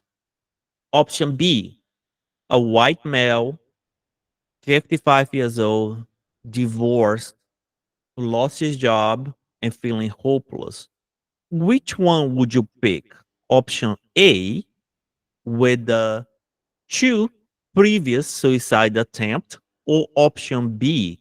Put in a comment there if you pick one A, the two previous suicide attempt, or option B, the white male and age. What would you pick? You, I'm gonna look here. The comments here. The text box is A or B. Okay, somebody said B. Somebody said A. Somebody said A. Crystal said A. Anyone else? Gina, A. And this is the point that I'm trying to make. Okay, so anyone that said A, why would you pick A? This is very important. This is why I'm pausing for you to understand, because you will get a question like that. And that's actually pretty easy. So anyone, Counting the symptoms. and okay, counting down the symptoms. Very good there. So please tell me, is it A or B? B had the hopeless and white male. And more, right? So I think I had hopeless, white male, lost the job. I counted 5. I don't remember what they were, but there were 5. A has 2 very strong, but I 2 think is never than more than 5. Remember, when you comparing patient A, B, C, or D, you have to pause. You have to put in your piece of paper. Do not do this my memory. Go like white, lost a job, divorced, feeling hopeless with major depressive disorder. I don't remember if this was the case, but I remember counting 5. So you put a 5 next to the B. Question A is a trick answer, because we know that people that don't know how to answer those questions will pick A, because they go, ooh, 2 previous suicide attempts. I didn't say nothing else. That's only 2 symptoms. Now, the same question, and ask you, which of the following symptoms is the strongest indication for, is the highest indication for the next suicide, the most dangerous for the next suicide, or let's say that way, right? If I ask you the most dangerous or the most critical, one symptom is a previous suicide attempt. If I ask you to compare A, B, C, and D, you have to calculate how many um, symptoms for each patient, and you have to write it down next to it. And then you look at your list. One has 4, one has 5. Pick the 5. I don't care if the 3 is 2 previous suicide attempts. I know it doesn't make sense, right? In practice, I would be much, much more concerned with 2 previous suicide attempts. But again, this is a test. Everything is perfect. They want to know if you can recognize the patient that has the most cluster of symptoms. Is it clear here? I know it can be confusing, very attempting. Until I knew exactly how to answer those questions, I almost always would have picked A. I like Okay. that you compared it to real life and having a patient in front of you and you use your Absolutely. judgment. Yes, clinical judgment in real life. In test, you're looking for the safety and research, and everything is perfect. It's kind of like it's different. It's very different. Okay, so you have single most important factor, previous suicide attempt. Comparing A, B, C, and D, you have to write it down, the symptoms or the characteristics or what have you, right? And compare. If 5 is stronger than 2, don't fight against yourself. I know it's hard because, oh man, I know I would have picked A, but B is the right answer. I promise you, you cannot go wrong with that. Now, I want to write down this since we are talking about suicide. Which condition has the most likely to suffer from suicidal behavior? One, A, antisocial. B, major depressive disorder. Or C, schizophrenia. Write it down in the chat box so I can see what you guys are saying there. Schizophrenia. A, antisocial personality disorder. B, major depressive disorder. Or C, schizophrenia. All right. I see C, C, C. Great, guys. So this is the point I want to make. Okay. The point is, if asked which condition alone is the most likely to proceed with the suicide attempt, is schizophrenia. Okay. I want you to write this down again. Which race and ethnicity is most likely to proceed with a suicide attempt if they have, well, see, I got it. I got you there, right? So that is Native American. Native American. Okay. So I know the whole thing, we think white males, divorce. Native American, the single most to be Native American that has to do with the high alcohol intake. But Now, even that doesn't win out over counting the no, no, number no, of. no. No, I'm saying the most single here. Okay. I'm not counting. Right, right. The single. I want to single out things. So previous suicide attempt, single, schizophrenia condition, race. I want to pick the Native American. And now we're going to go to another condition, and the question is different. Which condition has the most likely to commit homicidal behaviors? Is what is it? That's so Antisocial true. personality disorder. Please write it down, those four things that I just said, because that could easily be 4 questions on your test. Write it down. Do not get them confused, and understand what I'm saying about those 4 things. They are intertwined and likely to come in your test one way or another. Okay. So we're moving on. Sorry, I talk too much sometimes, but I just want to make sure you don't lose those easy hanging fruits here. Okay. So Jeanette, still on the lead there. Saul, he's next to her, man. He won last week, so he's dangerous. Okay. So here we got 33 years old male, employed woman in the good health is the least likely to proceed with. She only has really one condition here, right? Major depressive disorder. So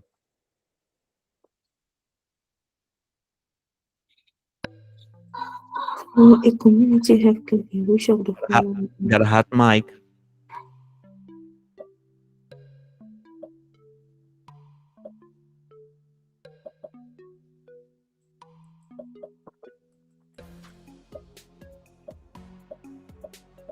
All right. So we got a wellness visit, right? So it's quick and sweet. You know, the patient likely don't have anything. You're just coming in for wellness. Would you submit this patient to an intense screening?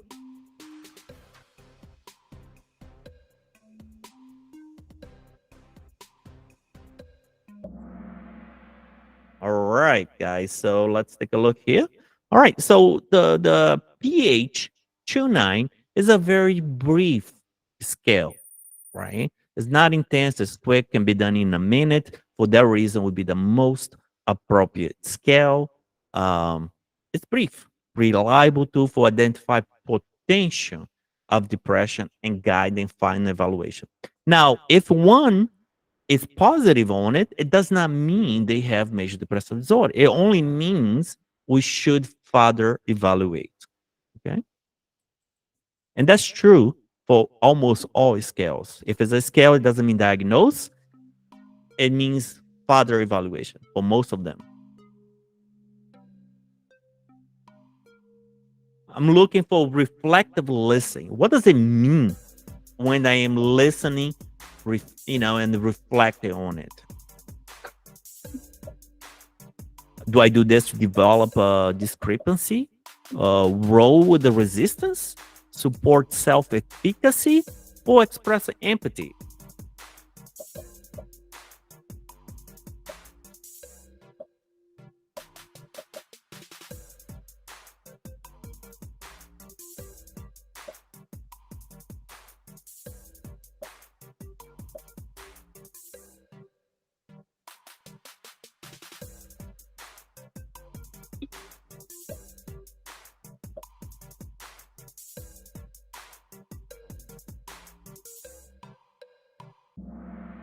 Okay, very well, guys. Express empathy. Look the person in the eyes and just repeat what the person said. And it's be under someone's shoes. Go through what the person is doing it. Don't take it home, but understand what's the person coming from, so you can better connect and kind of, like, do your job better, because it can be tough. Every single day I get suicidal ideation, suicidal ideation, suicidal ideation, right? Then I really try to put myself in the shoes of the patient. What is causing this distress? You know, is that a time that you felt that things were not this way? What have you used in the past? I'm developing a strategy course for you to be able to pick any answer from your customer. I often have people that have been raped, males, sometimes in the military. Some things, really bad things happen. They never told anybody else until we ask the right question and being interested, and we form this bond. They will tell you everything, everything. If you ask it nicely, if you ask it the right time, if you ask the right question, it really is a skill that has been lost for a lot of people. Okay, express empathy is a principle of motivational interview. Okay? And you should know all the principle of motivational interview because it's important. So here is our last question. Well, not last, but almost last question of the day.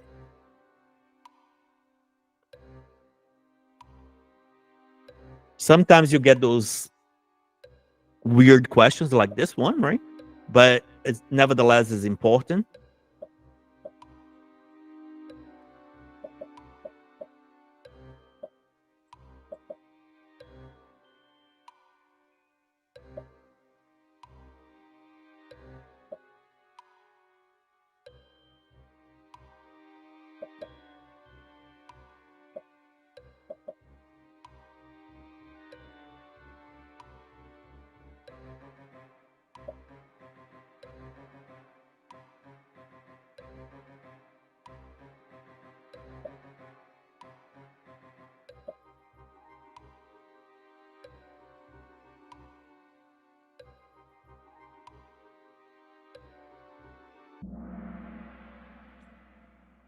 All right.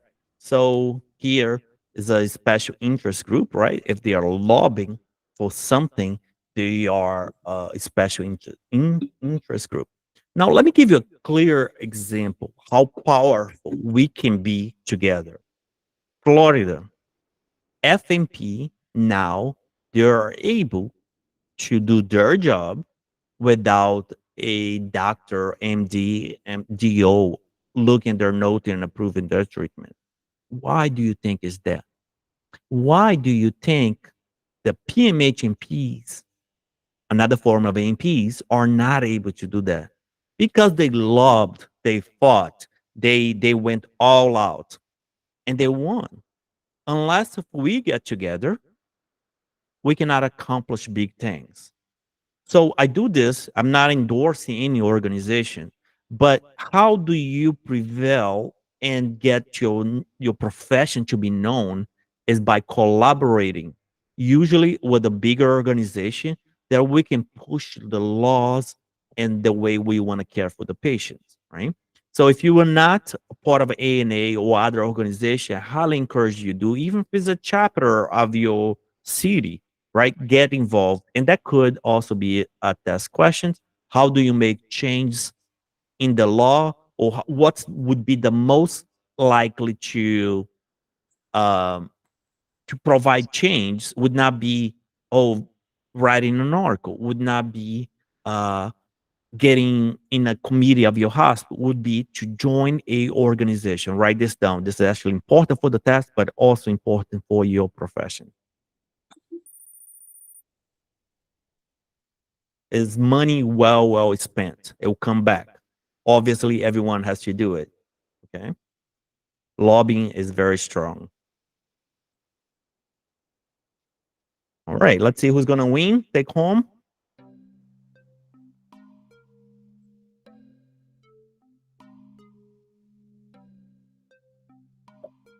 Easy question here. Sometimes you get those too.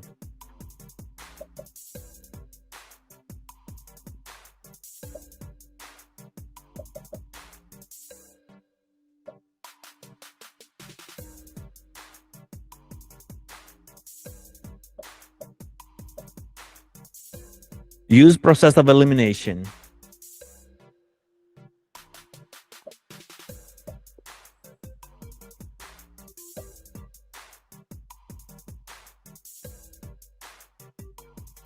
All right, we got 10 seconds left for the end of today's event.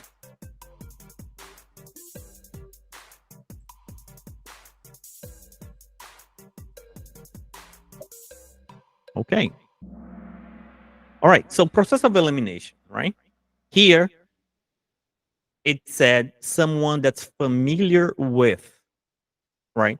Familiar with does not mean competency. You know, my 8 years old, she can get on my computer, play Roblox, get her email, but is she's really computer competency? No, she's familiar with, right? So I know that it was tough between the blue, computer competency, and computer literacy. So literacy means you know the overall. If it only says health literacy or reading, writing, computer, general terms that one would need to be okay. Now, if it's expertise, right? Um, it is a different uh type of condition. So now let's see who won. Third place for today is K. All right. Second place is Sal. Man, he's strong. He's doing a good job there. And first place this week is Janet. You won a psychopharmacology comprehensive course. Please send me your email. If you're not already part of the course, if you are, then sorry. But if you're not, go ahead, please send me an email so I can enroll you after you pass the PMHNP board certification. Alrighty. So before we end today, I want to shut it off our Kahoot here and go back to my link on Google Meet, right? So here we are again on Google Meet. So guys, that was a very good participation. I'm very thankful for you guys to come. I really, really try to repeat the information many, many times. I know sometimes it can be too much, but I rather to be too much and you get the question right on the test. Now, for those that are taking my program, how things are going for you? You enjoying or you hating it? How things are going? I'm very happy with the Kahoot tonight. I'm in fourth place and I haven't finished the fourth module. All right. So, and that's the thing, right? When you first take the diagnostic test, you most likely feel, blah, I don't know, I'm lost. But over the time, as you go through the modules, as you look at the PDF, your knowledge increase. You start thinking more like the test makers. So things that are getting you no longer get you. Look at Saul. I mean, he's destroying it. He's getting everything right and have a high percent confidence that he will pass. Okay, so I have a question here. Is the diagnostic test that you have mentioned the same thing as the e-bank? No, it's not. Okay, so I like the e-bank. It's great, but it's broad, right? I'm going all over the place. It's like getting a shotgun, throwing in the air and shooting, right? So if it hits a bird, good. It's good, better than nothing. But the diagnostic test will tell you with a high confidence level if you pass or not. I have told many people do not take the test. You're not ready. And I can pretty much 100% tell you if you will pass or not. When I meet with you on a one-to-one, I provide you, I'll tell you, look, would you mind rescheduling? You're not very confident on the questions that I ask. So how do you get it? We have a diagnostic test 1, which is 175 questions. We have a diagnostic test 2 that is also 175 questions. I'm going to put the link here. You can get it. But I want, before you to get it, I want to kind of really help you pass the board. Okay. So I think it's great and it will do wonders to you. If you are if you are testing next week, I think you should absolutely do it. along with the crash course review. Okay. So instead of buying the test, get the crash course review. That's $139. You get module 6, and I'll give you the 2 tests. So basically, you're getting the crash course review for like $39 or something.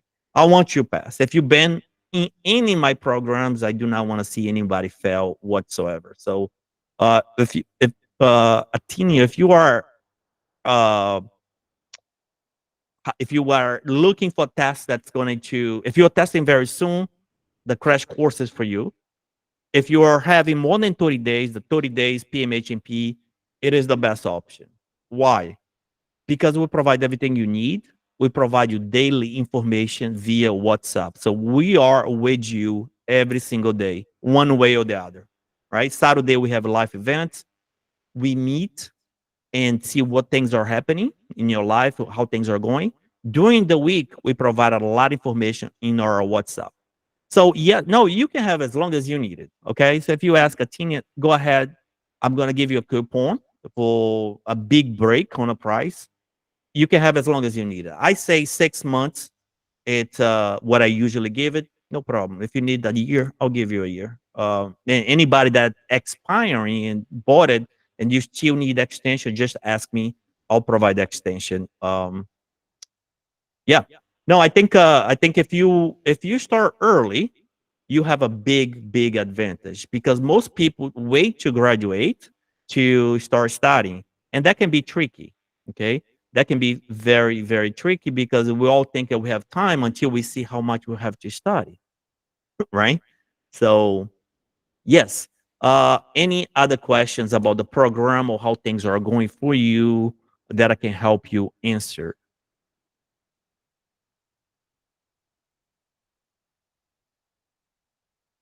Okay, great. So I'm gonna provide the $200 coupon expired yesterday, but I'm gonna provide you another one. Okay. So if you are interested to get the 30 days PMHNP Walk to Success, which is everything, question bank, diagnostic test, crash course review, lectures, PDF, group teaching, live coaching, everything. All you have to do is June. Let me update this coupon over here. So if you want it, you can have it.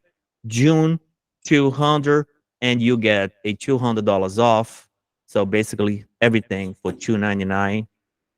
It just can't get better than this. Okay. I promise you. Uh, if you don't pass, call me. I'll give you your money back. No questions asked. Okay, I'll put in the link here. June 200, add to your um course. The link is in the chat box. Uh, like I said, guys, if you bought anything from me, a crash course review, or if you didn't buy anything from me, it doesn't even matter. Ask me any questions. I glad to help you, glad to support you. I'm gonna put in my email address here. You don't have to be my student, okay? You can ask me any question at any time about anything. I just cannot put you on a WhatsApp group because that's for paying students. My email address is pmhnp at npexamcoach.com. If you ever come across a question you don't know how to answer, or if you ever come across a how do I determine this personality disorder versus that, email me. I'll answer within 24 hours, and then if I can be of any service to you, um, glad to be there. Okay. Um, so I'm opening this coupon June 200 only to the first 5 students, okay? Because the price is $499. We actually, if we charge 1,000, I think would be actually super cheap because we are with you the whole time. If you ask for a one-to-one, is included. Most of people may not need it. Some of people may need it because they're too anxious. So we practice how not to be anxious, right? How to walk in the test center knowing that you already have your certificate in your hands. Believe in it. Walking like you got it because you got it. Today, I want to congratulate Alu for passing. Every single day, we have a lot of people passing and they are now on to the next chapter. Do not sign up for the psychopharmacology. Okay, please do not do that. Why? Because it's too intense for the board. The psychopharmacology course is only if you are currently studying psychopharmacology or if you already pass. It's not for preparing for the board. You don't need that for the board. Okay. So Gristelli, could you please raise your hand there? Yes, please. You talk about the WhatsApp group. I have been using your modules and everything, but I'm not in any WhatsApp group. Okay, so to get your privacy, right? Y- Go ahead, see my email address there. Go ahead and email me or your phone number so I can add you right now to the WhatsApp group. If you are not on a WhatsApp group, you are clearly missing out. Why? Well, we have a lot of senior students and they put out a lot of information. Some information better than I provide. Okay. Uh, it's just a fact, right? They've been there, they've done that, they know a different acronym, and they're sharing and they're forming groups. They're studying together, right? So for all of you guys, every single day there is a new information in the WhatsApp group. I can't open for everyone because that's the people that are studying the course. But if you are part of the WhatsApp group, I think it's you never feel alone, and I think that's the most beneficial because we all have questions. Even I sometimes have a question. Well, what about this in that condition, in this case, right? There is always someone that can give you a clarification, and that is enlightening, right? Because I don't want to go to the test center. Oh, what if this happens, right? I want to decrease that to the lowest possible level. So, Crystalline, please go ahead and email me your phone number and I can add you, right? Yes, how can I use the June 200 now? Yes, you can. I'm going to put you the link right here. You can join right now. Let me open this link. You can open right now and get the $200 off only for the first 5 students. Yeah, guys. So that's it, right? Another thing I want to actually add another thing. How do you study effectively? Well, sometime in my life, I studied a lot, right? I studied like 10 hours, 12 hours per day. Let me give you a little bit of background. The school that I went to, it is a school that does not accept really no one. You have to be part of a organization to go to this school. I don't want to put out the name, and you have to be selected. So I would say almost without a doubt, at least in my mind, they would be harder than Harvard. Okay. But your only job is to go to school. They'll give you full pay. They give you everything, everything you need to succeed as long as you put in 80 hours a week. Right. I don't want to endorse the organization or say where, but I got the full pay, very high salary to go to school. So it's selected program and it's free. They pay for the school, obviously. It's free. And then at the end, you have to do a commitment in a organization, right? So how to study effective? In the beginning, I studied a lot, but it wasn't effective because I'm covering over and over the same thing. And that's not effective. So how do you study effective? There is two methods that I used in the past. One is called Anki. Anki cards. Anki cards will get you like 99% of a passing rate. Because if you study the Anki cards and you put in your cards and you know how to use it, if there's anything in the books, I would say uh, you can put in your cards and you're going to memorize it because what it does is you say this I know I don't need to start anymore, so I'm going to focus on things that I don't know. So the things that you do not know, the scale, the Barnes scale will show up 3 times until you memorize what is the Barnes-Akatige scale, right? Now PHQ-9 will not show up anymore because that is the depression scale. So you separate what you don't know versus what you know, and this is how effective study is done. You leave it aside what you're confident and you assign a number 10. I know this. I don't need to see it. In fact, get out of here. It will show up maybe 2 weeks later. Now, the things that you don't know keep showing up. And that's smart study. We have the same app called Brainscape app. So with the Brainscape, it's the same thing. It's a little bit better because it's intuitive and easier to use. But it's the same principle. Anki is free. Brainscape, it's $39, so it's really not much for 3 months access. So what you get my PDF, you copy and paste my PDF, and you put in your Anki card. You add a little flavor to it, whatever acronym you like, whatever you already know, and then you create your 1,000 cards. And then you just go through it real quick. You can go through 1,000 cards on your phone right now in one day, and you can stop on the 100 cards that you don't know, that you're having trouble, and that's what you need to focus your energy is. Okay. Uh, the Anki card is called ANQY. Is a dated application online. Okay, I have the cards for that. If you want to use that, good luck. I'll send it to you for free. I do not charge anything. Do I recommend it? No. The only reason I don't recommend is because it takes time to learn. Okay. And time is precious. Your time is very precious. I would pay the $39, get the Brainscape, start today. Or you can go on YouTube and learn how to use Anki. I love Anki, but I have used Anki for almost 20 years in my life. Right? It's very old. I don't know if it's 20 years, but a long time. So the Brainscape is very intuitive. You start today and you can start learning today. So it's very easy to do that. So there was a question here. I missed the information about the deal of 139. What is that? So the 139 is the crash course review, right? Plus a diagnostic test.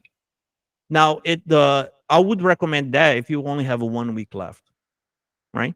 If you have 1 week left, there is not much we can do. We can just go to the absolutely what you need to know to pass. You will encounter questions that you may not know. The crash course review, every detail that I give you, you need to know. And trust me, half of my students, they already failed the first time because they took the test with somebody else. And that's okay. When they come to me, 99% of them will pass. The crash course review, every word, every example that I give you, you must know.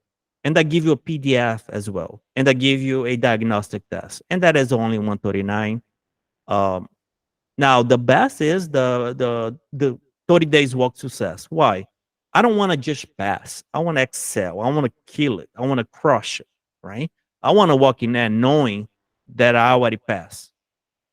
When I walked in that test center, I was laughing, just just playing with the computer, right? Just playing with the computer because you already got the knowledge, you already did the work. Think of the test day as like a fighter. The hard work is fighting. Is not the fight day. The fight day is easy. The hard work is the training, the everyday waking up early, the diet, the running, the exercise, the injuries, and coming back. That's the hard. The fight day is the best day ever, right? Because we already know we've done the work. We are just going there to get your degree, right? So when you prepared well, fight for every question. Use the strategies. I just had someone that passed recently. She's like, oh my God, the strategies are awesome because they really are. If you start looking at the question, the first thing you ask before you see the answer, what is the question? Ask me. Does it have not, least, except, all the things can be tricked, right? Ask yourself, what is the question asking me? And if you know the question's asking me, you're likely to know the answer. And all you do after that is match the answer. Read A, B, C, and D and match the answer. But takes a little bit of a strategy, right? Answering the questions the same way you answer in practice so that when it comes to the test, it's second nature. It's in you. You have to fight for every single question in there. Do you know the question? Good. Go. Don't know? Use highlight. Cross two answers. Leave the two answers that are you're most likely to pick. Save the button. At the end of the test, before you save it, the test will ask you, you have 10 questions um, for review. Would you like to see those questions? You press yes. Now you're only going to the 2 possible answers that you select. Not going back to the 4 answers anymore. You're running out of time. Pick one of the answers, move to the next, answer your 10 questions that you reviewed, walk away knowing that you already passed this test. This is not hard. Just do not underestimate it. And you do this by preparing well. You don't prepare well if you go in a class with 500 people online and take your money and walk away and you ask any question, you won't be heard. You prepare well on a daily basis, every day, 1 hour, 2 hours. I'm not selling a magic bullet. I'm selling you exactly how it is and how you will pass. This is the most important test of your life. This is what will turn you from a RN into a provider. Now, think this way. What would what would that cost? What how important is this to you? Really? So it's not even about the cost, right? Uh, if it's $2,000, it's fine because it will turn you to from RN to a MP, what you have waited for so long. So, but the most important thing here is that do you remember a time that you wanted to be in the position that you are currently? Right? You wanted to be study for the board. Make it your brain love it. Love it. Right? Is excited about it. Try not to fight. Don't fight it. Go with it. Go with the resistance. Learn it. Imagine yourself treating the patient the right way. Imagine the reasons why you picked this profession. Imagine how good you would feel with that certificate. And sometimes that's what you need. Does it work for everybody? No. But man, when I pick up my study book, uh I'm so in the moon. I'm just like in the rocket ship of enthusiasm because this is what I wanted to be, right? This is what I fought for. This is why I got selected many times to be on this position. So it is the most important thing. So you may have to give up few things. You may have to give up Netflix. You may have to give up a relationship. I said to my wife, honey, I love you. We'll be married for 20 years. But right now, I need my time. Please understand it. We can go on vacation. Go ahead, schedule the vacation for the day after the test. And that's because I already knew it. The test would be nothing, right? And this is how I want you to walk into the test center. And believe me, if you follow the process, you are unstoppable. Okay. So I left the link. Uh, how do I get the crash course review? I'll put you the link here for the crash course review. It is on our website. Again, it's great. Do it. But ask if you want to talk about it, how long you have it. I would rather you do the 30 days. Okay. Don't. Here's another thing, guys. I want to tell you this sincerely. If you have never tested, your first opportunity is the greatest opportunity. Okay. If you test a second time, the questions will be likely different. However, our test is made really for the first, second, and even third test takers. But understand that the third time will be much harder. So as you walk in that test center, know that now is your best time. And I'm not trying to sell you anything. I don't care if you buy or not. Really, I would prefer that you do, but honestly, not really care. I have my full time job, I do my things. But I want you to understand that when you choose to go unprepared or halfway prepared, I wish that you cancel your test and get better prepared. Okay.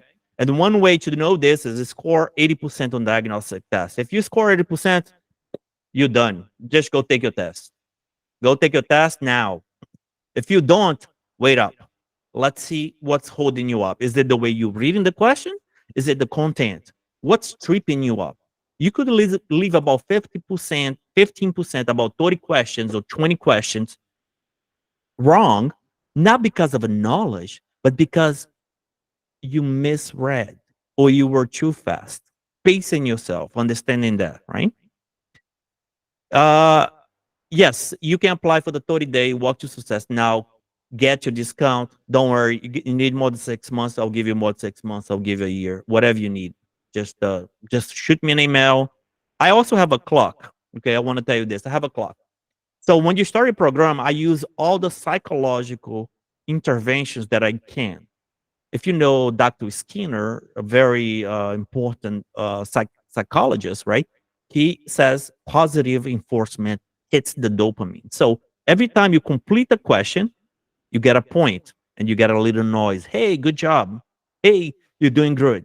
Why is it important? Well, it helps you track where you are. It helps me track you where you are, but it also hits the dopamine, right? Hey, I got a point. It's like video game, right? Video game, you're just spending time and money, yet you're hooked on it. Well, most guys are nowadays. They are hooked on it, spending their time and money, but they're not getting really nothing. But what they get, they're getting the dopamine hit. So the course was made as much as possible into a game where you watch the lectures, you get bonus for each chapter you complete, a secret bonus, maybe books that cost more than the program, but you get along the side, right? Because I want you to um, really be into it. I want you to love it, not really be into it. I know studying is hard. Okay. If it was easy, everyone would do it. Everyone will be here today. I know that. Okay. But trick yourself. Hey, if I study 2 hours a day, I'm not going to say that. I'm going to say our program doesn't have a 2 hour study. It comes in 10 minutes increments, 20 minutes video. No video, I think, is more than 20 minutes. So that way you can stop and go. And that is also psychological motivation because I cannot study for 2 hours, but I can study for 20 minutes. Go walk my dog, come back and start again. Right. So that's again. But let's say this way you devoted yourself time to study today. Give yourself a reward. Go out with your husband, your wife, go to the best dinner possible. Tell yourself, hey, I did the work. I felt good. I understand. I deserve it. I am. I am. Tell yourself, you are unstoppable. You are unstoppable. Learn the material. Go there. The test has nothing on you. Nothing. Nothing, nothing, nothing. Really. Now, don't walk in there telling that you are when you haven't done the work. Okay. It comes together. You are unstoppable. You are the right person. You are in the right place, in the right time of your life. Don't look back with regrets. I had done X, Y, and Z. No, right now is the best time to do all you can to have the life that you deserve, the life that you want, and the life that you work for. If you are like me, I've been a nurse for a long time and I've been through a lot of paths. And there was nothing more exciting than passing this test. I'll tell you. But anyways, I don't want to go on. I just want to give a little bit of motivation. Is there a fee to reschedule the test? Most likely. I like the 30 days. So yes, most likely you can yeah, you can reschedule. I would reschedule, guys. It doesn't matter what the cost is. Okay. I don't know if it's $25, $30. If you're not ready, please do not take it. Your first time is your best chance. And I really, really mean it. Okay. How do you know if you're ready? If you have less than 30 days, take the diagnostic test. You score 70, we can work you up to the 80% so you can walk in there with flying colors. Now, if you score 50, I would say, hey, let's stop. Let's stop. Let's do this the right way. Let's do this once and done. Once and done. Okay. I work with a lot of people 3 days, 4 days. Last week we had someone with a week before the test done. Right. But she already scored 75. So now it's just really tweaking, see where the things are happening, where she's getting stuck, right? But if you are brand new and you're scoring 55 and you have less than 30 days, I really hope that you can reschedule test 60 days from now, get into it, get in the WhatsApp group, come to the live coaching, ask me questions. Every single day I'm available. I am in a different time zone, by the way. It's already Sunday, 9 o'clock in the morning here. I am in Seoul. I've been doing some jobs over here in Seoul, South Korea, with the military. So there is a little lag in response, 12 hours. So I'm usually 14 hours ahead. So I started today here 6 o'clock in the morning, right? So Sunday, 6 o'clock in the morning when they started. And you guys was Saturday, Eastern time. But I always respond. And I don't care how many times you ask me the same question, different questions, send me an email. The best is the WhatsApp group. You ask your students, they'll give you everything. And I always repost what they did in the past. So you have a bit more of a knowledge. And guess what? Most of them never left the group because they are there to help you. They really are a good group of people to ask questions. So, okay. So yes, if you do like the 30 days, Athena. So I put the link here. So just go ahead and click the link. Let me know if you have any issues. I'll wait for you. And I have to set up another thing is I have to set up your account manually. Okay. So when you buy it, nothing happens. I have to go into a different system and create your account. And then I'll send you a magic link. From now on, all you need is a magic link. You click it and the course goes in order. First thing you're gonna do is take 175 questions. Now you go like, whoa, I didn't pass. Now your alert, red alert goes on. Oh, like, man, I got 80. I am so close that I can smell the test right now, right? Whatever it is, it gets you in the right mindset. And then you start module 1, training 1. Once that's done, module 2 flips it, or training 2 flips on module 1, and that's another 10 minutes, 20 minutes. On the first module on the first training of each module, there is a PDF. Download your PDF. And then PDF is also included in the crash course review. So download the PDF. When you get this PDF and you finish the first module in the first week, don't rush into the second. Look at yourself in a mirror. Ask, what is covering here? It's covering lithium. And you go, okay, what do I know about lithium? Okay, lithium level 0.6 to 1.2. If it's between 1.3 and 1.4, I observe the patient, do not stop the medication. If it's 1.5, I stop the medication. What medications are together with lithium that could double the lithium level? Okay, so I have all medications that cause kidney disease, NSAID, Toradol. Dehydration is very important. Lithium. Okay, what the fetal side effect can it cause? What kind of questions do I need to ask? So all that is in your PDF. So you should, without a doubt, talk to yourself. Talk to yourself and say, lithium, cover lithium. What do I need to know about lithium? What's been covered? And then kind of highlight what you're missing. So that way you kind of know. I talk to myself all day long in a mirror when I'm going for a test. I go each subject, talk to myself. What do I know? Can I explain? Can I teach this class to my professors today? If the answer is yeah, then you are unstoppable. Simply as that. You shouldn't fear. It should be a happy day to go to the test. It's going to be a super happy day. Okay? So, sorry, it might have taken a little bit longer, but I want to make sure that you have the resources. And now I want to cover one more thing. What questions do you have about any of the content that we covered?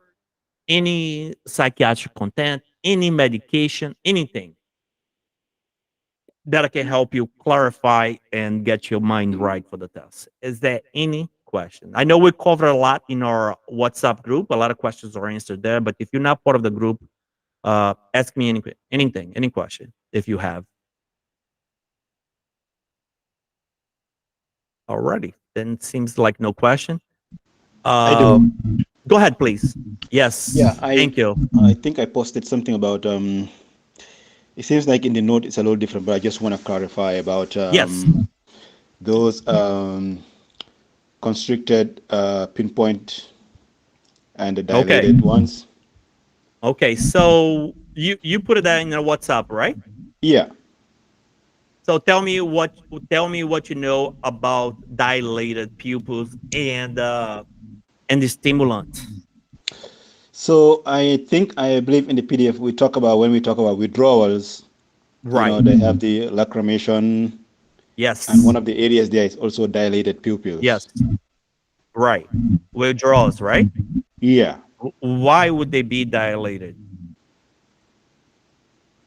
Because it's part of the cranial nerve, right? So when you are taking when the cop look at you, put the light on your eyes, and they see those constricted pinpoint pills, 1 milligram, 1 centimeter, that's so small. I know that you are intoxicated with a hyper medication such as cocaine. Now, when the cocaine is away and they are amphetamine, whatever it is, and they are going to withdrawals, these are for the addicted folks, right? Then the pupils now goes away. So just like when they are doing cocaine, they would have watering down, diarrhea. When they are going to withdraw, they're going to have constipation, drowsiness, and so forth. Does it help you memorize that question? It's a very important question. It wasn't someone's test as well. So understand when it's constricted, understand when it's dilated, and the reasons why, and what other drug can cause uh, constricted pupils as well. Okay, Okay, I so just it want to clear when you say the stimulant is the dilation pupil, right? Or the constrict. constrict. Now the lack of it, withdrawal, will be dilated, right? So stimulant withdrawal is the dilate. Yes, because it's the opposed of what being with the substance. And the stimulant overdose is the constrict. Yes. Let me open this up. No, actually, this is different because I researched on the substance addiction center. They wrote something very different. Okay, I go ahead, agree please. with the opioid Yeah, center. actually, They are you go pupil ahead. constrict. Pupils. Yes, you're right. So I'm mixing here opioids with stimulants. They should not be mixed in the same category. Okay, but go ahead, please. Right, because I saw some patient with the marijuana cocaine overdose. Their pupil tiny pinpoint. Correct. That's Right. cocaine, right? Right, that's Correct. opioid. But then Yes. the stimulant, It- methamphetamine, LSD, these people come in with they're like a hallucinate, their pupil dilated, right? Correct. So they should not be mixed. So what I was trying to say to him wasn't stimulants per se, but it was the cocaine because that's the example that I have on the PDF. But they should not be put in the same category because they are not the same drug mechanism of action. You are absolutely right. Okay. So does it make sense, guys? Job, which PDF was that? Was the PDF number 5 or you remember? Let me share that Um, so everybody can see it in writing. I don't know whether I don't know whether it's a test question or it's a PDF. I can't remember, but it was one of No, those. Test. yeah, it is in my PDF. Okay. I think it was number 5. I don't have it with me here Okay. right now. Uh, is okay? 1 second here. Uh,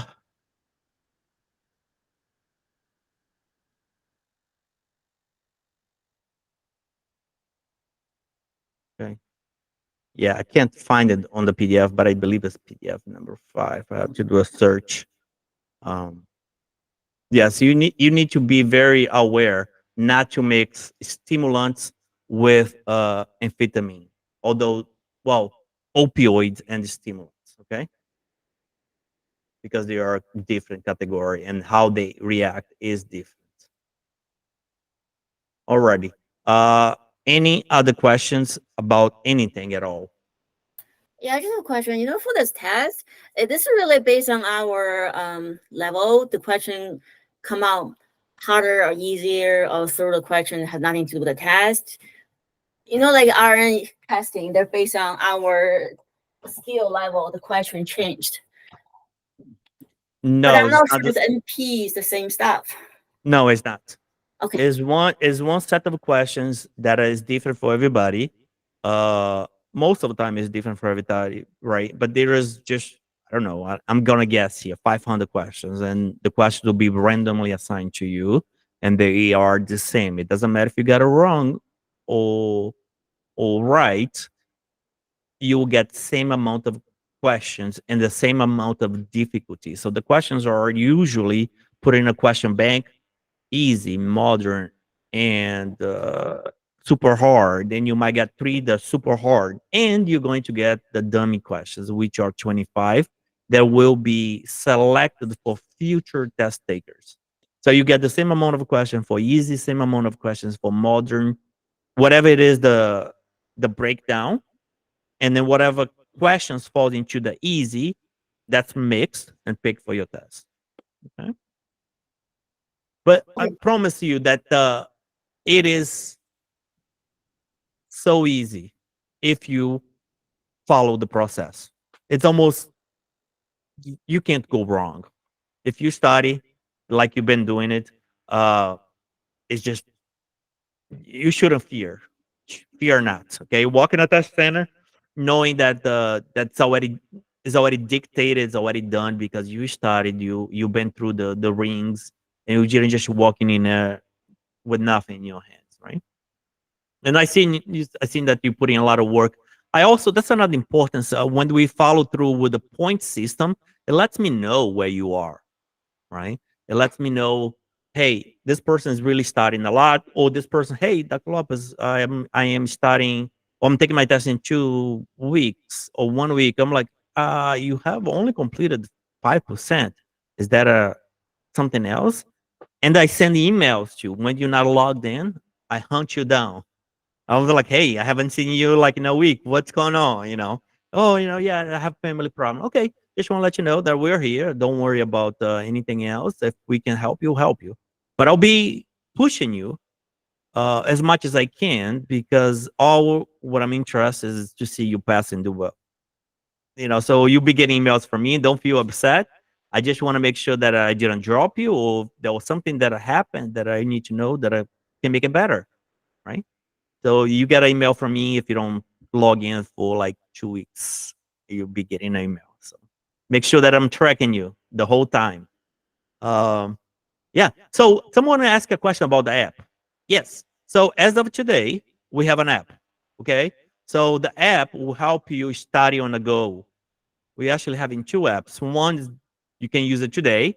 The other ones will be for the question bank. They'll come up hopefully in 2 weeks. I'm working on that one. But this app that's come out today, I'm gonna send you on the WhatsApp group the app. You go on the Google Store, download it. Now you have it. Put in. It does not work with a magic link. You have to put in your login and your password, and then now you can have all the lectures, all the material on this app. Nothing else to buy. I paid for the app. It's all included. I don't charge anybody anything other than the first small fee. It's all included. Okay, so there is nothing for you to bet.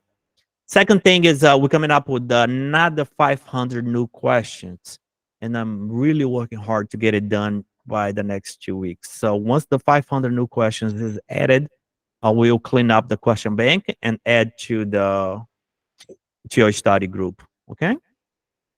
So what other questions do you guys have? I'll make sure to put the app on the WhatsApp group. Okay. What other questions can I help you guys today? I know it was long. Usually I take a break. I know it's not the right thing to run through it, but a lot of excitement, and I didn't want to stop. So, all right. What else can I do for you guys? I just ask something quickly. All the scales, the depression, bunch of all these scales, right? They have all these numbers. How much do we need to memorize them? There's so many numbers. Have you gone through the lecture on not yet, right? No, I was on 6-7 later on. Yeah. So let's talk about real quick. So we have two scales for Alzheimer's: the slum and the MMSE, right?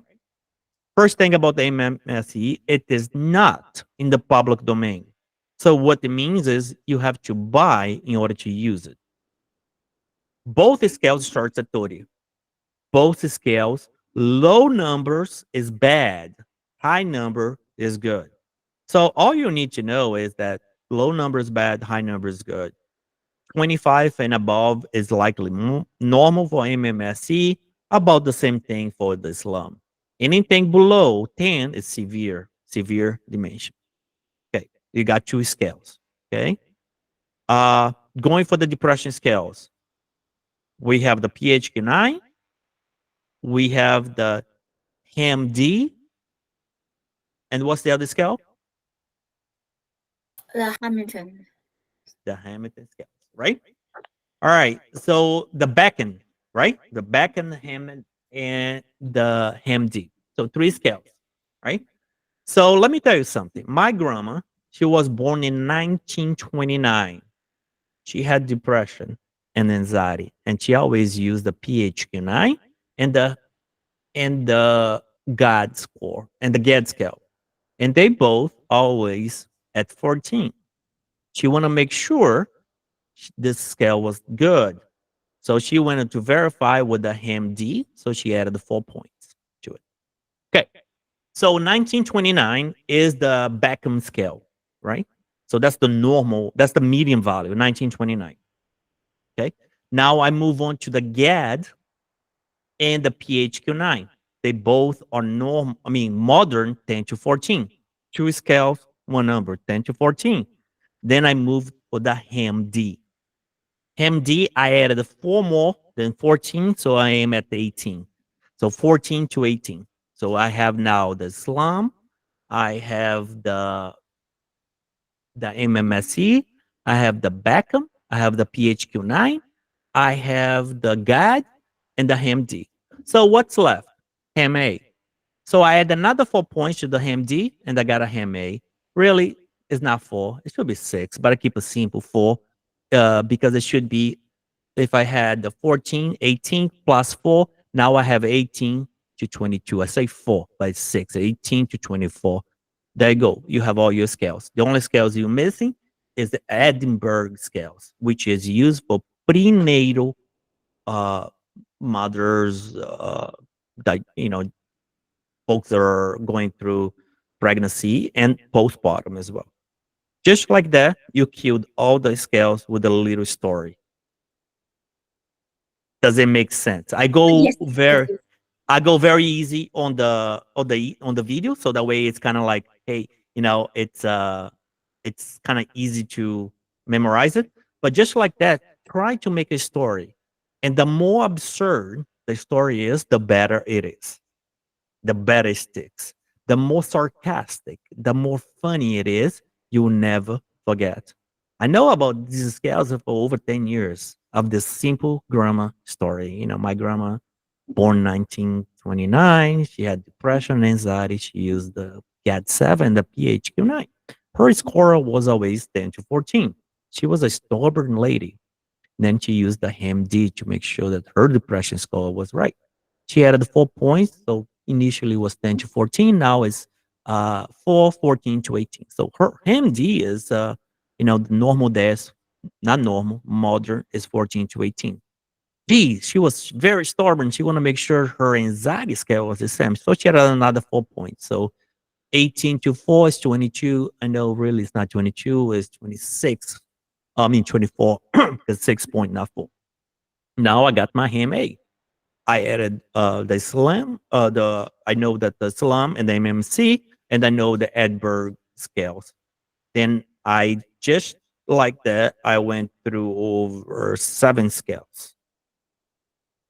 And all you need to know is that. You don't need to know in detail. However, I want to tell you what you need to know in detail, because I've seen this come up very often.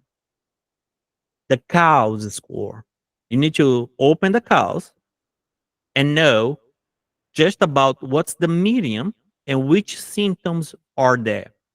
Every time you hear a symptom and it says severe, you know that is not normal. You know if it's related to the medication, always discontinue the medication. anytime. I don't care if it's near severe diarrhea, toxicity.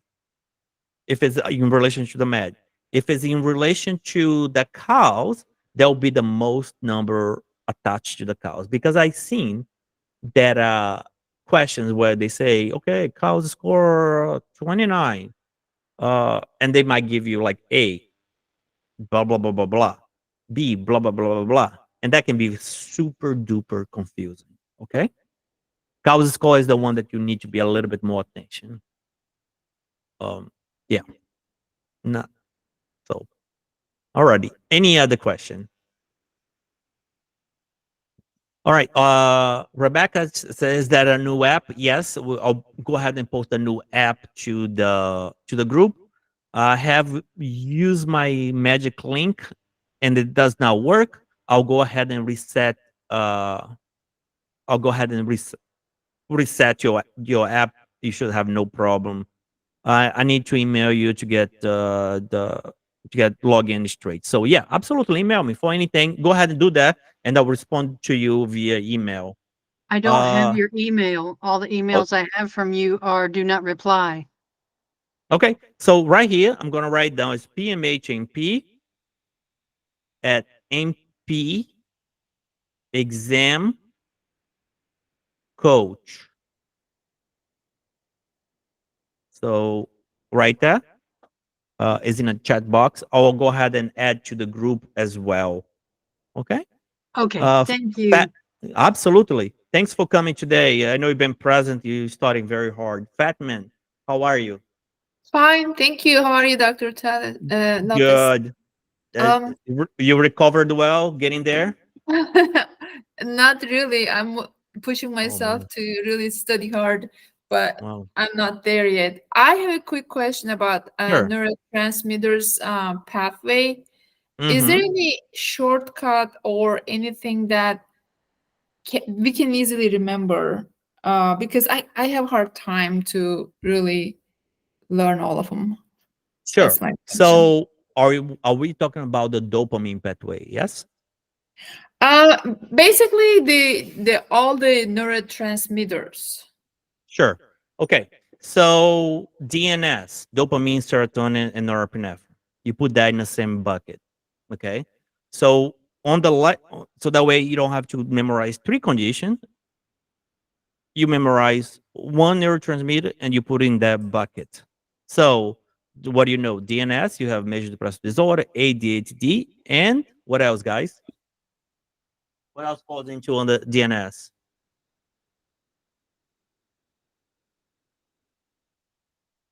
Nobody? Is it OCD? Okay, what are you asking? I'm not following Like you.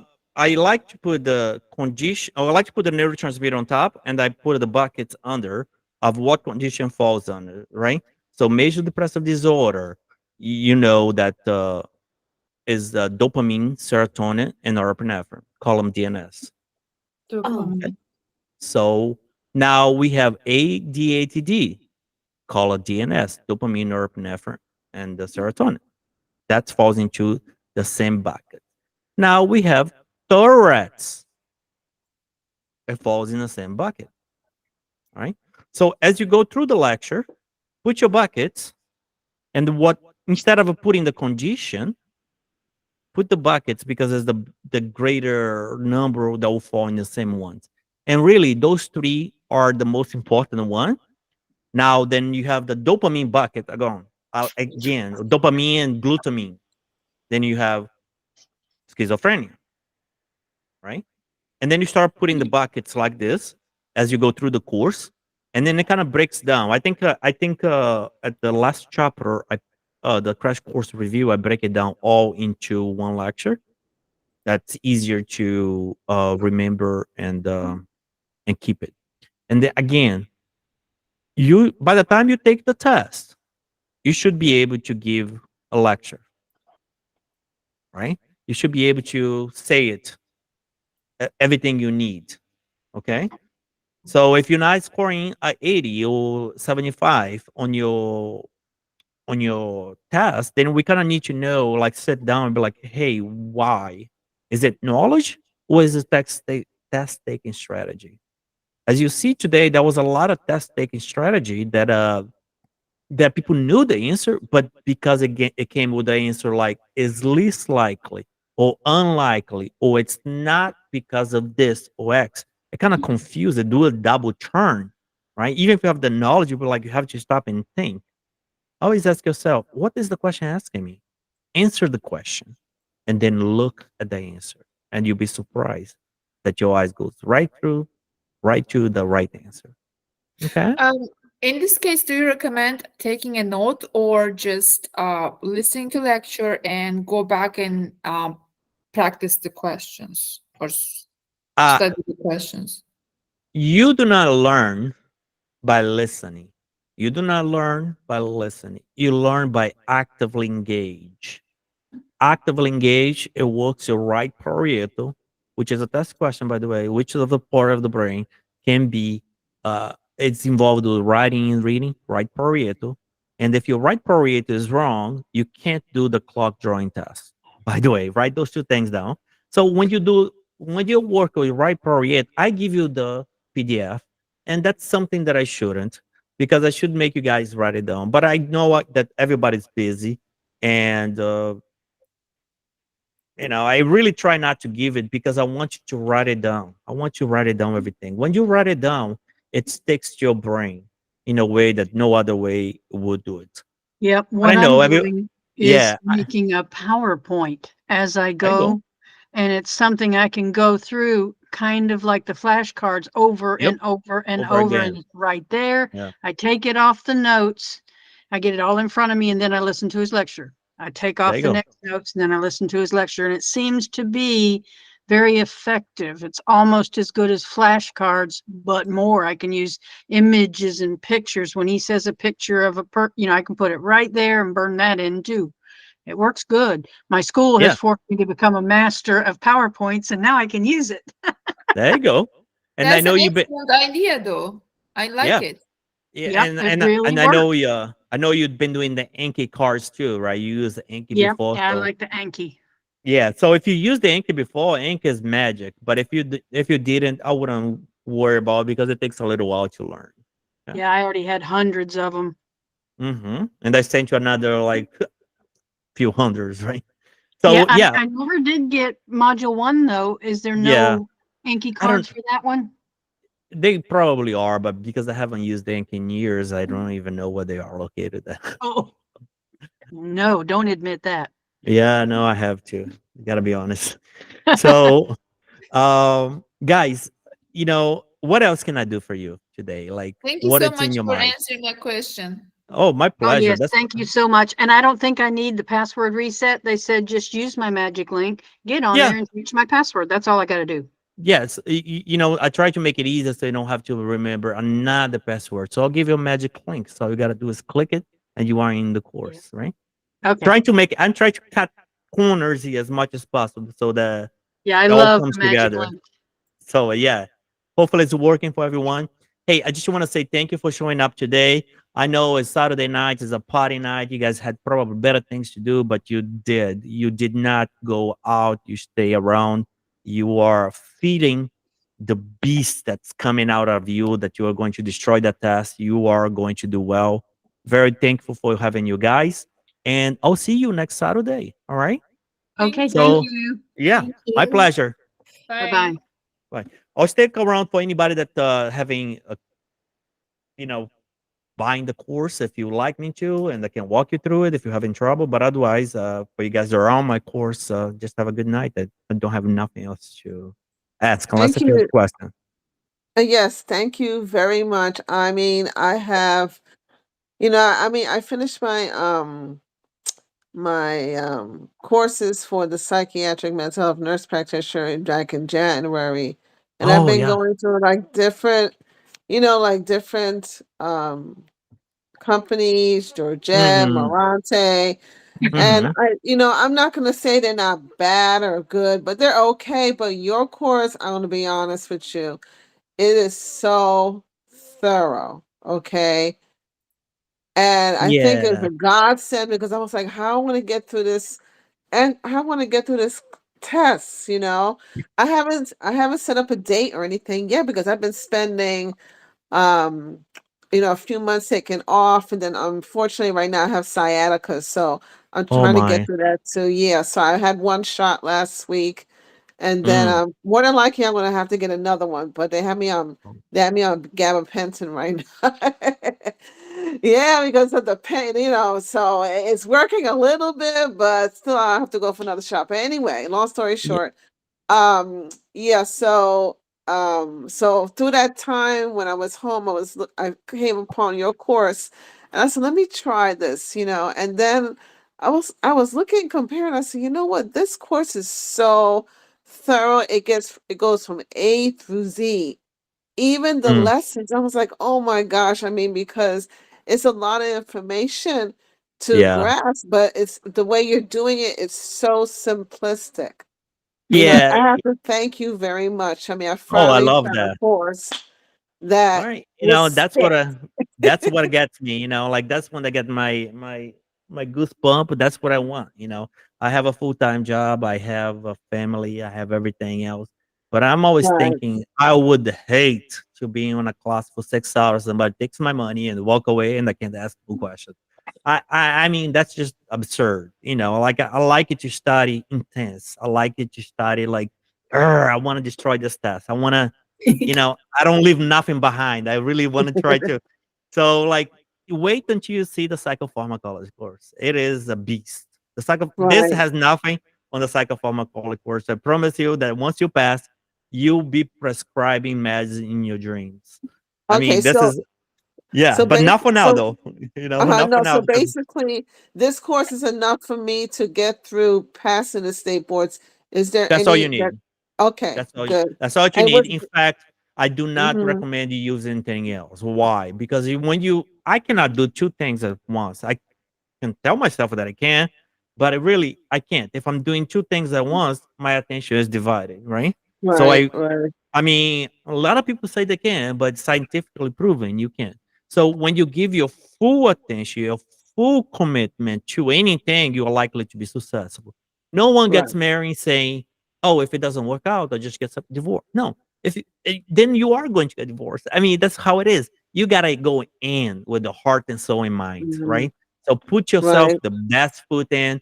Don't look at right, anybody else. Once you're done and you exhausted all your learning activities, then go ahead, explore and do other things. But right. if you keep Yeah, it jumping, it'll be mhm, harder for you to make an that's equilibrium. Like true. I have somebody that's taking other course. I'm not gonna say the name. In my Mhm. course, that she completed 10% and she went to test and I was like, oh my god. Well, yeah, because I was using another course in this course. I'm like, I kind of warned you for this because Mm, if you keep jumping, you don't know where you right, are. right, I right. mean, I'm not putting anybody down, but everything is right there. You don't need nothing else. You don't need to spend Nothing the. else. Yeah. Yeah, because with the Don't other need to. course, it's like I'm just gonna take what I need to take, and then that will That's be it. it. I mean, because I mean, my expiration is sometime this month, so I'm like, I'm done. I'm just gonna concentrate on your course because my I weakness would. is pharmacology, and also the neurotransmitters. So Yeah. So the yeah. thing with pharmacology is you don't need to know much. All you need to know about Okay. pharmacology, you need to divide your medications into classes. Mm-hmm. Okay, know what's odd about each medication. Let's take Mm-hmm. carbamazepine. Carbamazepine has 3A: Asian, aplastic anemia, agranulocytosis. That's all you need to know. And then okay, so what kind of birth defect it can cause? Neurotube defect. Okay, Mm-hmm. what else about it? Drug to drug interaction, very strong drug to drug interaction, Mm-hmm. and it also self break down itself. So it's not like Mm-hmm. other medications. So basically, what I'm saying is all you need to know is a little bit of it, not Mm-hmm. what sticks out about it. Agranulocytosis, aplastic anemia. So if you have a patient that brushing his teeth and bleeding all over the place and Mm-hmm. taking carbamazepine, then you know that's part of aplastic anemia. So Mm-hmm. now you don't have to know how to dose it what neurotransmitters is involved, how is it getting about. That's too much. And that's for the psychopharmacology course. When you have a time and you get a glass of wine, you sit down in front of a computer instead of watching Netflix, you watch the psychopharmacology course and get yourself to, to a higher degree of learning and understand how Right. meds I work. mean, that's my next step. It's just that I want to get through the drugs. So you're saying basically, once I go through the lessons and everything, then I'll be able to decipher the drugs and to classify them into categories and everything. Absolutely, Okay, absolutely, good, absolutely. good. Because I break them down between categories too. And but if you notice, I'm only going to talk about very few drugs and very few side effects. And knowing like like if they have a black box warning, it's important. Right. Like SSRIs, they have a black box Mhm. warning for younger than 23, suicidal ideation. Things like that is important, but you don't have to Right. be like super duper knowing all the drugs at all. Right. That's In true. fact, it would be worse for you if you do because you focus too much on things. You focus on the 10% when you leave in the 90%, the big picture out. So the Right. course is made for the big picture. So it means that you may not get 100%, but I'm not aiming for that. I'm aiming for the 85, 90%, right? Right. Instead of Right. The giving copy. you the 100% material, going to all the herbs and all the side effect, and you are failing because there was too much to cover, right? Right, So right. So basically, I mean, like I said, you get to the meat and potatoes of it, understanding the material. And once you know the material, then you can answer the questions. that's it. That's simple as that. And then we do Mhm. test taking strategies, and we meet, and we do WhatsApp, and then we meet again, and we do WhatsApp, and then we keep doing it until we can be like, I'm just gonna make a test for them. I'm just gonna. There you go. You know. Right. So that's the goal, guys. So I know today was Yes. super long. Usually I try to Thank keep it you. simple, but I was a lot of question. Very thankful for each one of you guys. Very helpful to be here with you. Well, thanks for the opportunity to be part of this very exciting journey to success. And until then, I'll see you next time. All right. Next Saturday, same time, same place. Thank you. Thank you. Bye bye. Okay. Bye-bye.